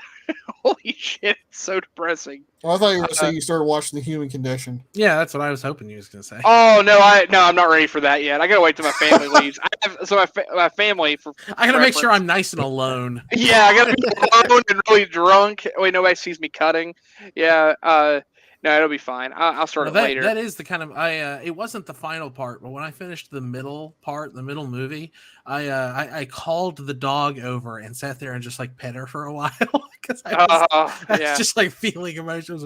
That was sad. Come here, dog. I mean, well, I've talked about certain things on the show already. Like since I've joined you guys doing the podcast. I get, especially depending on what time of day I'm watching things, depending on my meds and stuff, I get pretty emotional watching stuff anyway. I'm gonna fucking fall apart when I watch this set of movies. But you're probably gonna end up hating it. I won't hate it. I love stuff like that. Like if it tears me apart like that, it's great. I appreciate it for what it is. But I'm gonna fall apart. Like I'm gonna actually be dehydrated from all the tears. But it's fine. It's the way it is. Anyway, yeah, Attack on Titan. I am in the middle of season 3. So I've watched quite a bit of it. Which season 2, to be fair, season 2 is not very long. It's pretty short, but I've enjoyed it. It's gotten a little convoluted, but I mean, it's an anime, so that's expected. But really, really, like, just dark. I mean, it's supposed to be kind of graphic, and the whole thing of all of these gross Titan creatures that are hurting and eating people. But yeah, they don't really hold back. It's really, really graphic. Not quite as graphic as Chainsaw Man, but in a different way. Like again, they just go very dark route. Like everybody dies. Oh, you like that person? That person's gonna get fucking eaten. Like It's amazing. Yeah, it's good in a way. Like nobody's safe, so you just can't you feel like weird getting attached, but it actually makes you invest more in characters because their story arcs are good, and you're like, oh, are we getting closure? And then that person dies, and you're like, fuck. Or better yet, you find out the whole. I don't want to spoil anything, but you find out secrets about certain people, and you're like, wait, the whole time, you what? It's been pretty good. I've enjoyed it. It's like I will say I had to like force myself to get through the first couple episodes because it kind of just felt a little plotting, other than just being depression simulator. But then it hit and it got really good. So if for those that have watched like a couple episodes and said it's not for me, I think it's episode 5 or 6 is really when it clicked for me. Yeah, that was me. I tried to watch it a couple times and I was like, I'm not really into this. Yeah, it was worth getting to that point, I think, and now since then it's been enjoyable. So we'll see how it goes. I watched season 1 and then I stopped, and then I heard season 2 is crap, or not crap, but like not up to the par as season 1, and I was like, I don't know if I want to watch season 2, but I've heard good things about season 3, so I might go back and watch it again. There is again, I'm in the middle of season 3, but right at the gate with season 3. It gets really intense, but in a weird way. But it's been really good, and there's like a pretty nice like victory for the characters you care about. I will spoil that at least. There's like a high point that hits that's really good. So it was definitely worth seeing. Like it's intense, and then it happens, and you're like, fuck yeah, give it to them. So I really enjoyed that. Like you get some justice, which is very rare in the show. Pretty much anytime they try to do something, it's just watching them repeatedly bash their heads against a wall. No, I guess partially pun intended because that show's all about having walls. But yeah, it's good. I would recommend it if anybody's looking for something new. That's not Naruto. Or Boruto, whatever his son's name is. You mean boring toe? Oh, Boruto. Haha. Damn. Boring jutsu. Just give me my gun jutsu so I can end it. Believe it. Other than that, anything else? Yeah, that was probably it. All right. Zach, what the hell you been watching, playing, or doing? I watched a bunch of horror movies and The Last Unicorn. It was okay. Apparently it has like a big like kind of following, and I wasn't aware of it. I've never heard of this movie actually. My sister badgered me into watching it with her. It's like, all right. And it was all right. It's weird because like the animation's not that good. Like it is in certain parts. It's based off of a book too. Some British author wrote the book like in the 60s or something. And then it got adapted into a movie in 1982, I think. And it's like made by the same studio or whatever that did like the animated Hobbit movies and shit. So it's got kind of similar style to that. The band America does the soundtrack for the movie. There are a ton of people in this movie too. Yeah, Jeff Bridges, Christopher Lee is like in it, and it's crazy. But like the writing is like kind of weird. It's like the dialogue to me just comes off like kind of strange and disjointed. But when I initially got finished watching, I'm like, it was okay. Maybe I just had to be there, and that was the problem. I wasn't there. And when I was growing up as a young kid, I'd never even heard of the movie, so like I was never there for it at all. But then like over the course of like a day or two, I was like, you know what? That movie was actually okay. It has heart. So I don't know. I'd recommend it if you're into animated stuff, especially like older animated movies. It's kind of in the borderline of that animation ghetto period. And it kind of comes off like it's part of it a little bit, but it's pretty good. I watched Drag Me to Hell, off of doing Evil Dead and shit, and I saw Drag Me to Hell on Tubi. He's like, "Oh, I've never seen that. I guess I'll watch it." It was good. Drag Me to Hell was pretty good. It's about some lady she has a job at a bank, and then literally an old gypsy woman who's like about to lose her house comes into the bank and asks for an extension on her mortgage, and she's already been extended twice. So she tells her like, "Listen, unfortunately, I can't." And she freaks the fuck out and basically curses her. And the whole movie just goes downhill from there of like all the crazy shit that happens to her. Oh, it's a Sam Raimi film. It's a Sam Raimi film, yeah. It's a good one too. It's got the Sam Raimi stuff in it, like from the other horror movies he did. It's like over the top, but then like crazy stuff also happens. Just, the way it ends is amazing too. I'm not going to get into that. But I recommend that one pretty strongly. I also watched a movie called Slaughter High from 1986. It's like, so it literally starts out like a bunch of kids play a fucking prank on this nerd in school and get him in trouble. I mean, he doesn't really get in trouble compared to the rest of them. They get forced to like do some kind of PE thing. They do some kind of bullshit where they trick him to go into the girl's shower and like strip down like he's about to score or something on the last day of school or whatever the fuck. And then they take pictures of him and shit and humiliate him. And that guy goes on to do his weirdo experiments or some shit in the fucking chemistry lab.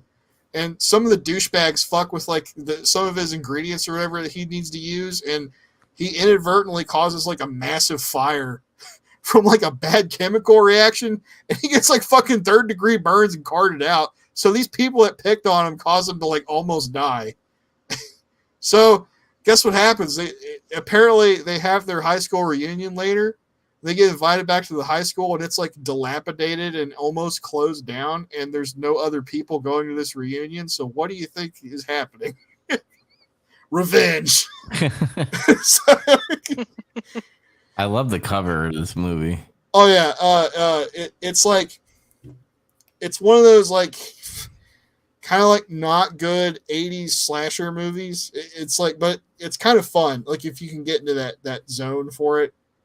Like I'm not going to sit here and tell you it's a good movie. It's like, it's not even really that competently made. They have a really serious problem with lighting in that movie. The severe lack of it.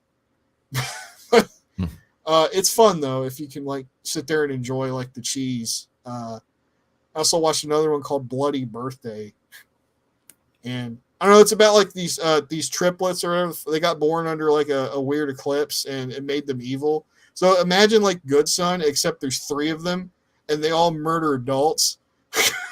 It's all it is. I mean, that sounds a hop, skip, and jump from Children of the Corn, but it's like it's like that between. That too. I didn't think about that. Yeah. But it's there's not much to say. It's kind of like the whole plot of the movie is like these 3 kids are killing adults, and there's like one kid that plays with them. He almost got killed by them because he got locked in like a fridge in a junkyard and almost suffocated to death. But he managed to make it out. And I don't know, it's insane. Like the kind of stuff they get away with. Like they trick like one of them, they trick their adopted dad to like coming out back, and they set up this crazy trap with a skateboard where it looked like he would step on the skateboard, fall, and crack his head on like the concrete stairs. Is this Home Alone? Yeah, it's like evil Home Alone. But that didn't work because he stepped over it, and then she was like, the look on her face was like, fuck, you did step on it. So what do? The kid was hiding behind the bush with a fucking baseball bat, just cracks him right in the head with it, and they kill him. They kill him with a baseball bat. These like 9-year-old kids.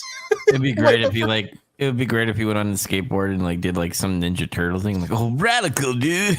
The best thing they set up though is like he was a cop, by the way. So like he died, and it very clearly shows where he puts his gun up and everything. They get his gun. 12. They get his gun, of course. So there's like this 9-10-year-old dorky kid with like the fucking glasses who's like using a fucking police revolver, being like bang, like fucking killing adults and shit.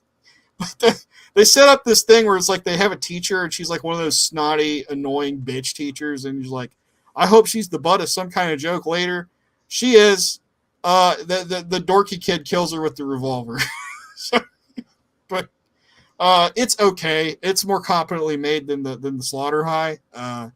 Again, if you can kind of get in that zone of enjoying stuff like that, it's a fun little movie. I played a bunch of shit at we had a get together. Some of that involved Def Jam Vendetta. Fun game. I'm gonna look into getting at least 2 of those games. So, I played a bunch of random arcade shit too. Actually noted which ones were like worth playing. The ones I played, they didn't feel like I wasted my time playing. Like Zero Team Selection, random Japanese beat 'em up game. I don't know. It was fun. Was it a random dating simulator you were playing? There was a random date. I can't remember the fucking name of it, but you ruined my date. You came over and ruined everything. This is great. He was in the middle of a date, and of course we can't read shit. It's got mini games as you're going on the date. So I just clicked on the 2-player start, and it put me in the date, and we were facing each other to take. It was bullshit. It's like literally that shit where you're on a date, and it's like you're just getting to know each other. Then some other fucking douchebag shows up and like ruins everything. It's like what happens. It's like how I joined this podcast. Hey guys. 1,000 Miglia 1,000 miles rally. That was a fun one. It's like I don't know what the deal was, but like back in the early mid 90s, like people really like to make isometric racing games, and they're a little strange, but they're kind of fun. There's a good sense of speed on them. That one was solid, but it was tough. It's actually pretty playable on that arcade cabinet with the joystick. Some racing games don't play good. That one did. Super Street Fighter 2 Turbo, we played like, I don't know, 50 rounds of that, and there would be like these stretches where I'd play 15 rounds beating Chaz up with random characters. It was funny. We went like so. Let's talk about this because you brought it back up now. So my memory is somewhat clear on it. We went back and forth for a decent bit, and then I think I hit a good run with Blanca, and then you were like, "Fuck it," and you pulled out Bison, and you whooped my ass like for a while, and then I finally got out with E Honda, and then I had a good little streak, and then you pulled Balrog out, and you just pulled utter bullshit with Balrog. I don't know what happened. It wasn't bullshit. I pulled no bullshit. It's just playing Balrog. What's he got? Dash punches, turn punch, headbutt, jumping headbutt. That's all he's got. Mike Tyson shows no mercy. Mike Tyson, I mean, Balrog's one of those characters that people sleep on in that game. Where I don't know, there's just shit about him that makes him like a lot more effective than what you think. He's good in 4. It's okay. I mean, he beat me. I was drunk and there was lag and I wasn't using a controller and it's fine. Lag. No, it was legit. It was a lot of fun, and actually, that was when I was like finally sobering up. So I actually was like you had less excuses. Oh yeah, no, I got my ass beat. I'm fine with that. No, we had a blast playing. There was that one time too, like I can't remember what the sequence was, but you managed to use whatever version of the Raging Buffalo when you went into hit. And it canceled. I think it was when I canceled my super, and you should have just died, and you had like no health left, but you just hit me instead and get a light, and you won the round. That's right. Funny. Fun. Super Street Fighter 2 is always great. Street Fighter 6 beta, I played some of that day too. It's funny because I was like, I'm not downloading the beta because I don't play betas. I ended up playing beta anyway. It found me. I played Chun-Li and Ryu and Bianca Belair. I mean Kimberly. They were all good, of course. I'm looking forward to that game's release. And I played a fuck ton of random Saturn games because my brother bought like a pseudo Saturn thing for his Sega Saturn. He's like, "Can you burn me games?" Because I guess he just doesn't have the timer. Actually, he doesn't have a CD burner. I was like, "Yeah, I'll do it." So I started grabbing random stuff from unspecified websites on unspecified regions of the internet and playing stuff like Mortal Kombat Trilogy or Daytona USA or Sonic Jam, which I never... I mean, I have, but I haven't. Daytona. It was a trip. And that's pretty much everything I did. All right. Well, there is some news to talk about because there is the Sony showcase. But Zach, you brought up something in the chat the other day about them doing more IPs. Did you want to go into that? Oh yeah, I do. I think I want to talk about something else first, real quick, before Okay. that, because the Sony thing is going to lead right into the other Sony stuff. I feel like. Mm-hmm. That last week, I think it was after we'd already recorded last Tuesday. A trailer for Mortal Kombat 1 just dropped. Yeah, it was a couple days after Friday. Yeah. So we're getting Mortal Kombat 1, which is like rebooting Mortal Kombat basically, which is they've done that before. It's okay. And I don't know, the trailer looked cool. It's exciting. And what's really exciting is that we're going to get Street Fighter 6, Mortal Kombat 1, and Tekken 8 all in the same year. So, The fighting game year. I love it. Bone up, year, bitches. This is a year for Western fighters. The only thing, those are the big three in the West, at least. the only thing missing is Soul Calibur. Yeah. And it's just on ice as far as I can tell. But yeah, I saw a story on the internet. It's actually something that just randomly popped in my phone's newsfeed where Sony were talking about in like some kind of like meeting or whatever internally that they're going to invest more into new IPs, and they previously did this before, like a couple years ago or something. They like put aside like 30% of, I don't know, their operating income or something to do that, and this time they're going to bump it up to 50%, like 50% efforts into doing that. And I was like, well, that's really, exciting to hear, because you don't really hear about a lot of people trying to come up with new IP anymore. So, I mean, it could work. It could produce something cool. It couldn't, but that's kind of part of the, it's risk. Well, Sometimes you have a good idea. Sometimes you have an idea that sounds good on paper and it fucking wasn't executed properly. Yeah. I'm interested to see what they'll come up with, but Jim Ryan, he's all about, obviously they're a company and they need to make money. So like they're always going to like fall back on franchise. So they're going to be like, oh, we need more Last of Us or more Uncharted and all that stuff. I don't want to see that. I want I'm going to stick to my thing where I want something new, even though that I've been like, the news that just came out where I'm just like, oh, it looks interesting, even though it was only a cinematic scene. But it's definitely interesting. I want to see what they come of it, and hopefully it's not shit. Which Sony's usually good when it's first party, but under Jim Ryan, we haven't seen what he's done yet. He took over and he had all these franchises where he either remade them or did a sequel to. Yeah, so far. You guys all have PS5s. Have you been playing the new IPs that they've been supporting with this money? No, I haven't played with my PS5 since God of War.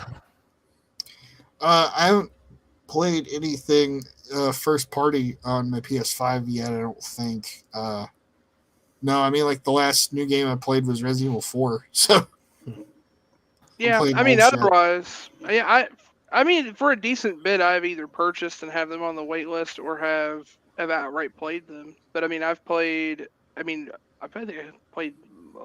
decent bit of the first party launch titles. I mean, I played Returnal, played Spider-Man Miles Morales, Demon Souls was their reboot that they made. I mean, Horizon Forbidden West is like the recent thing, right? In terms of Horizon first party. Yeah, and then God of War. Oh yeah. Yeah, well, God of War would be the other big one. I still haven't played the first ones of either of those. So.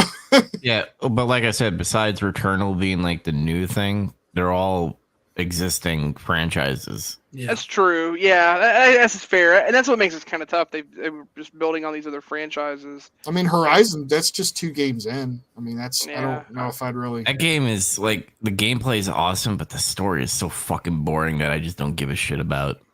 It's just me. I desperately want to play Humanity, that new game from Tetsuya Mizuguchi. It just came out. I think it's on PS4 as well. I might play it over there. Yeah.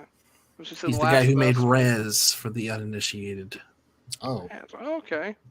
He also did a video on it. Yes, it's true.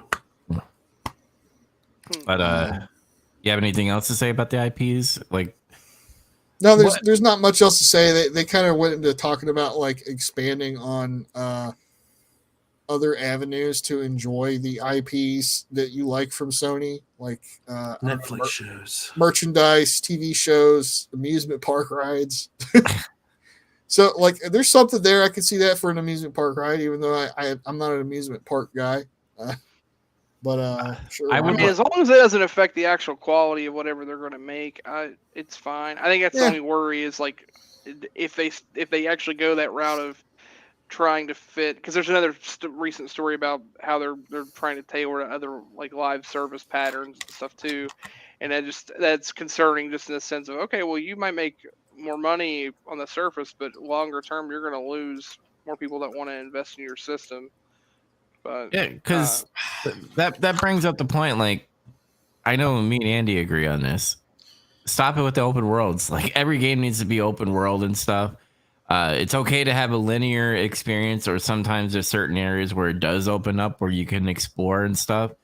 But when it has live service, there's a lot of people, and it's mainly like us adults that don't have a lot of time, that are not going to stick with a franchise and do this live service thing every season. So, like, I think that ultimately hurts IPs. And I'm going to use this as an example, but it's mainly because Microsoft loves to fuck up shit. But like Halo, when they turn that into live service, is probably the biggest fucking mistake of their entire life.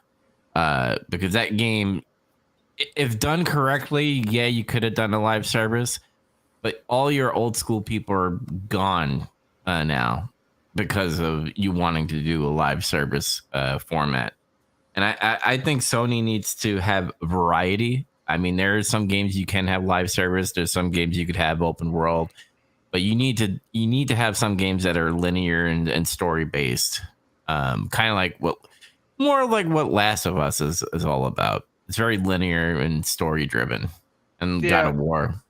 Yeah, God of War's I think probably the perfect balance of it's open enough, but you can easily just follow the story. I mean, to a point, Spider-Man's that way too. So Spider-Man's so endeared, and it's also a familiar area to so many people because it's a map of something that's real, and they've used that and then tied in fictionalized, setting.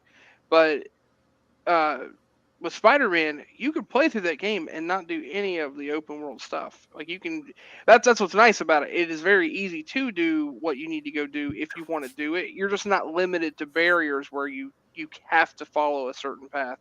Where and you're given a lot of ease like in direction to what you need to do versus a game. I mean, the easiest example that comes to mind for me is like something like Skyrim or even Breath of the Wild. Like it's just open. Like you can literally just do whatever you want, and there's nothing wrong with that. It's just they are different in the sense of how open or narrow they are.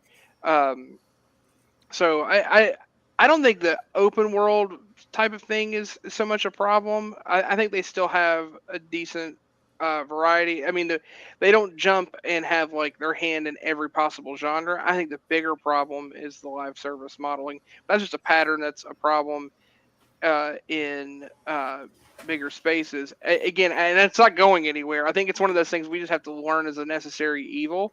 Because it's kind of like we can complain about it all day, but at the end of the day, they are making money from it. Just like how we don't want to face it, but mobile gaming like brings in so much money because so many people throw so much money at those games or advertising that comes from it, even though it seems so stupid. Well, like those games sell, people make money from it. That's kind of a separate thing. They tried to integrate it, it didn't work, and ended up kind of becoming like a separate market. They're not really, they're like parallel. But that's thing, fair. I guess it's kind of apples and oranges. That's fair. But live service is kind of like that's marrying some aspects of that. Yeah, I was gonna bring that up. I was like, the live service is pretty much mirroring what the mobile money making it does, because it does the same thing. Like it gets you to a certain point, and you're just like, I can't proceed unless I wait a certain amount of time, or if I just grind to fucking hell to move forward. So most people don't want to do that because A, they don't have all the time in the world, and they just buy whatever they need to buy to move forward. And it's just mirroring the mobile thing. Like Chad said, it's a necessary evil that we're just gonna have to like Apple pick through the games and be like, oh, they're doing this well. All the other ones we know they're greedy. Blizzard. But yeah. I mean, oh yeah, let's not even get into all the news that happened with that since we were there, where they canceled the story mode that was promised for Overwatch 2. So Overwatch 2 became exactly what everyone feared, which is they just made it another like a fresh coat of paint of a live service model. Did And they also, even give a reason why they canceled it? I didn't even look into like it. like basically a non-answer. They just basically said, we know we promised this, but we couldn't do it due to this or that. And I mean, they might as well just come out and said, pandemic, sorry. But what they did was the promises they made in the first game that they would not do certain types of microtransactions and like aggressive changes, they had in the second game, but then promised in the second game they'd have a story eventually. So then when the second game came out, it has all the shit people didn't want, and then the second game doesn't have the story that was promised. So they literally found a big loophole around it and said, well, and now it's just kind of there. But I mean, They lived long enough to that's what become it a is. villain. I mean, it's not quite as bad. I just saw this recently. It's hugely controversial since we're talking about scummy practices. The Warner Brothers studio, and I can't remember the other studio that's involved, making the Smash clone Multiverses. Yeah. So Multiverses came out almost a year ago, right? You guys remember it came out? Yeah. I played it a little bit. Well, it actually didn't come out. That game was in open beta, even though they were allowing people to buy all kinds of microtransactions and pay for passes and all this stuff. Well, they're going to close the game down like within like the next week or so, Oh and my God. it will not be available until like mid to late 2024. They haven't specified a date yet. No refunds. People can't get their shit back, but they promise people will have the stuff when they get it back.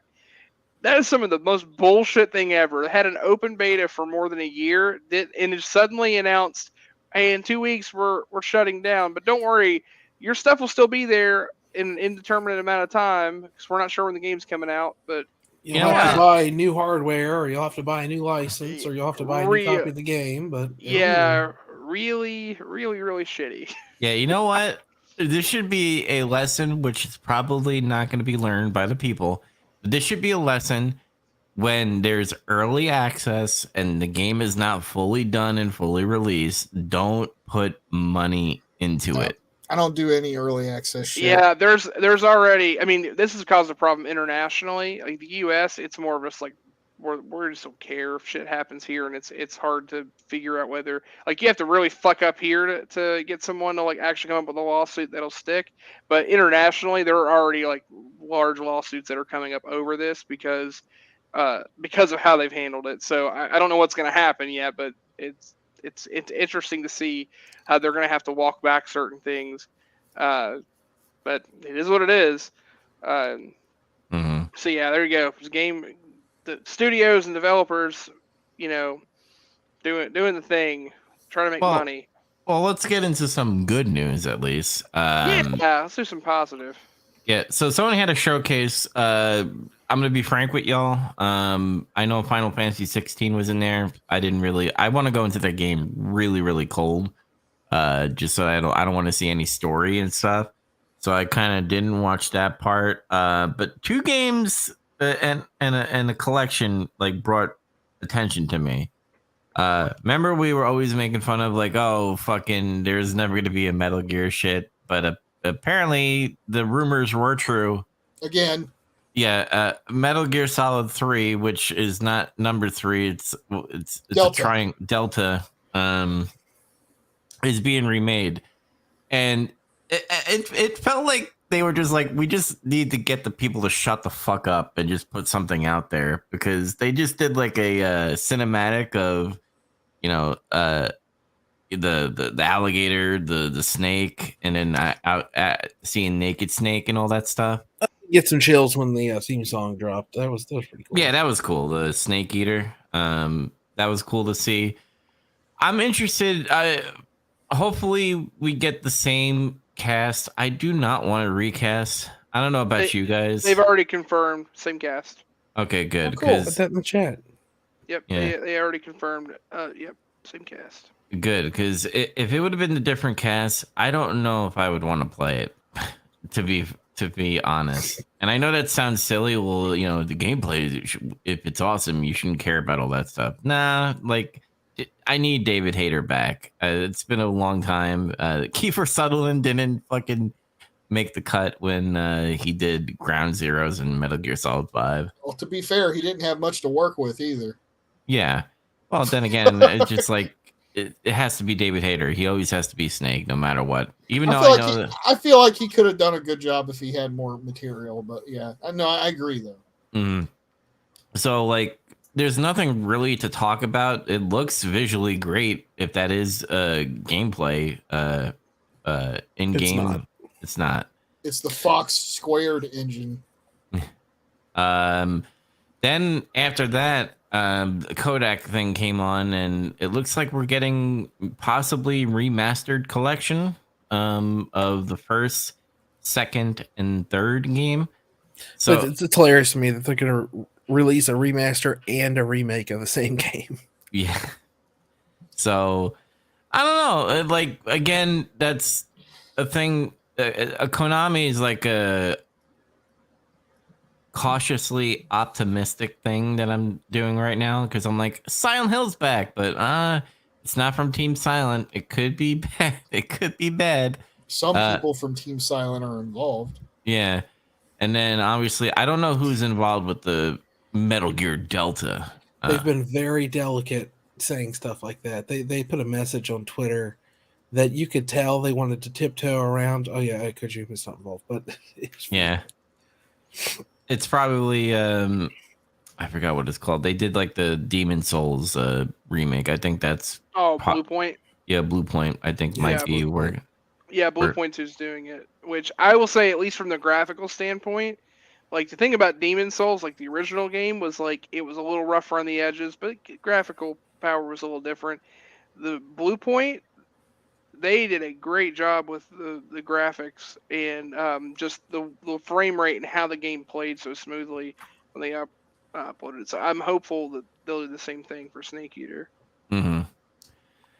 Yeah, I'm interested to see it. I don't think we're gonna see this game for a while. I think this is probably what did it say when Delta's coming out? Nope. No. I'm thinking maybe late 2024 at the earliest. Maybe. I'm saying 2025. I feel more like 2025 is more possible. Because I think they wanted to get this out to shut up people like me that are always talking about it. Like, oh, there's rumors. And just like, get the shit out so we can stop talking about this stuff. But there is one game that I will pass it off to Zach. Spider-Man. Oh, yeah.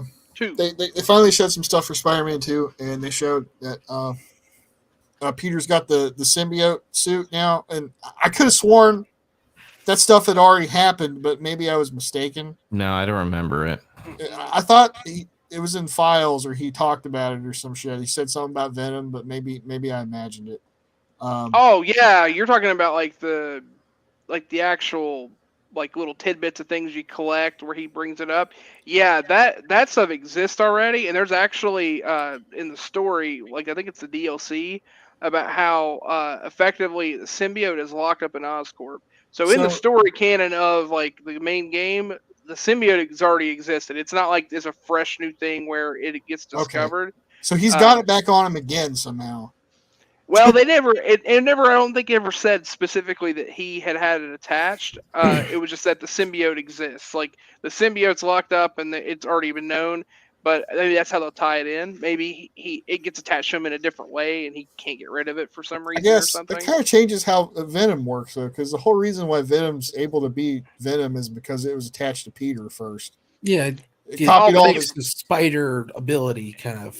Yeah, but they've also like retconned the bejesus in the comics out of Venom. Like his entire story has changed now, and it's like way different. Yeah, it's retconned by some fucking hack that isn't talented and.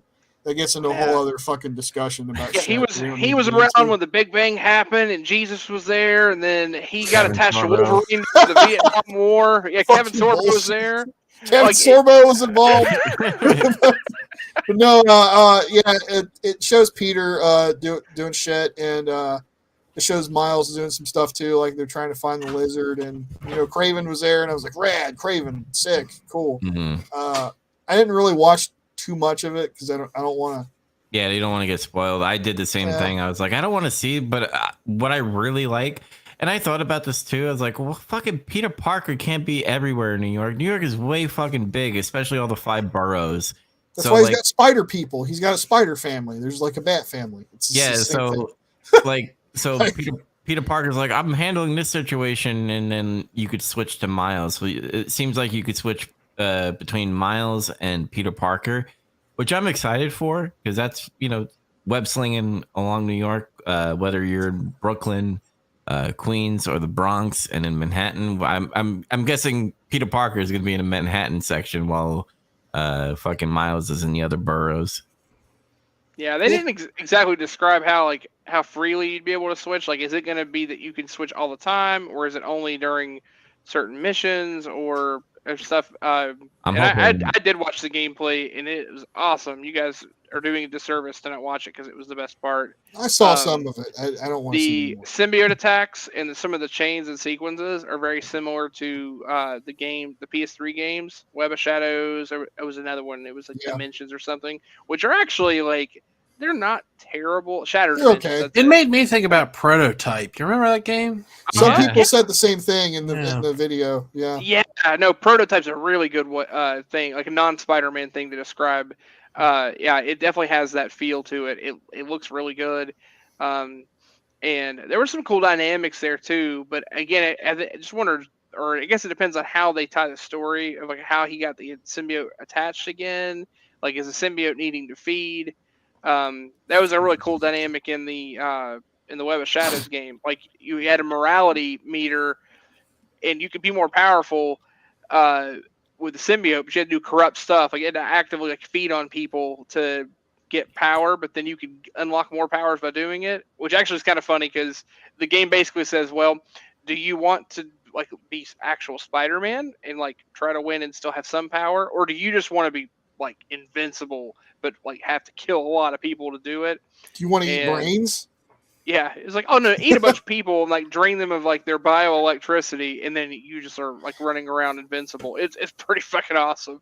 Well, I think what's gonna happen is, Peter Parker is gonna get fucking too evil, Spidey, and Miles is probably gonna have to like kick the symbiote out of his fucking body or whatever, and that's gonna be one of the main storylines to try to save Peter Parker.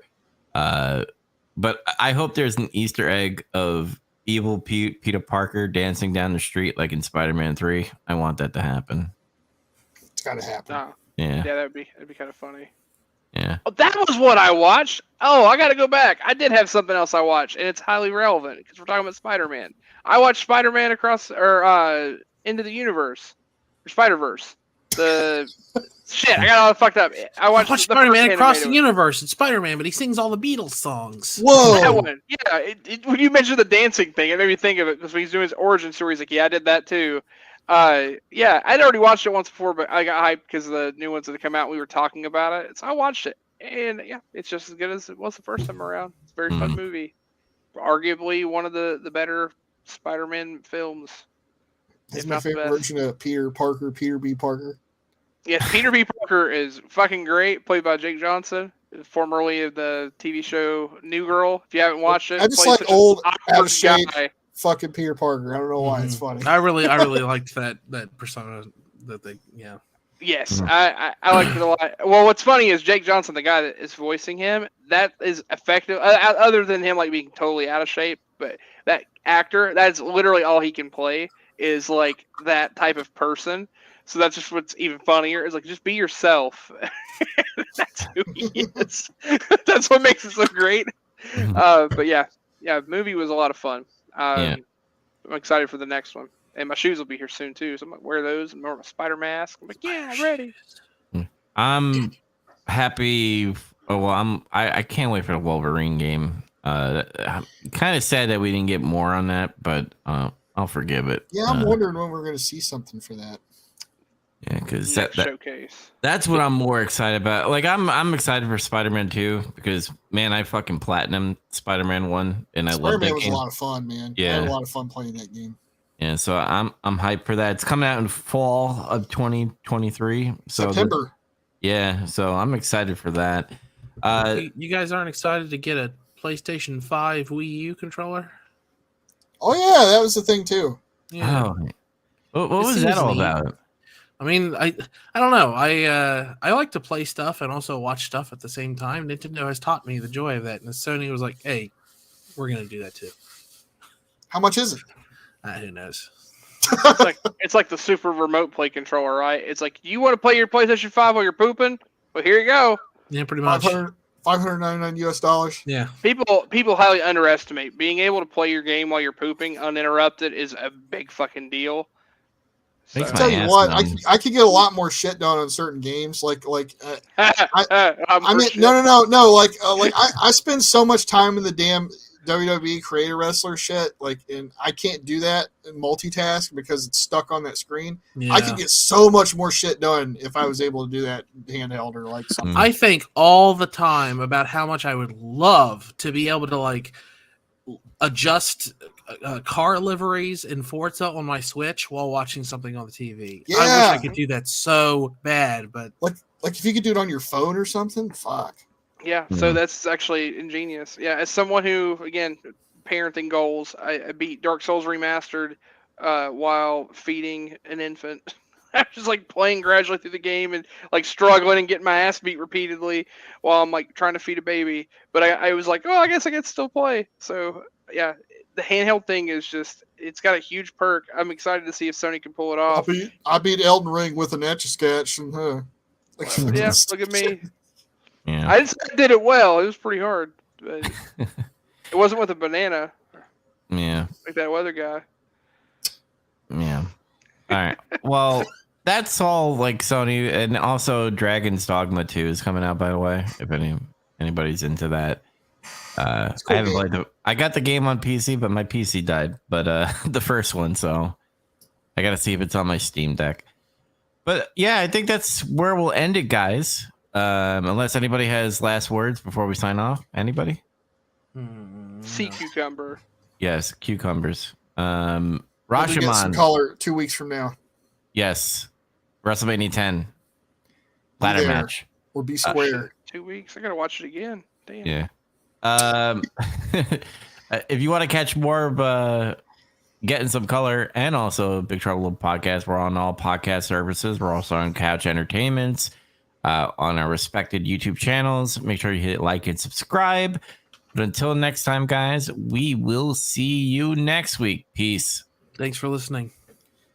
Go. I have a question for God.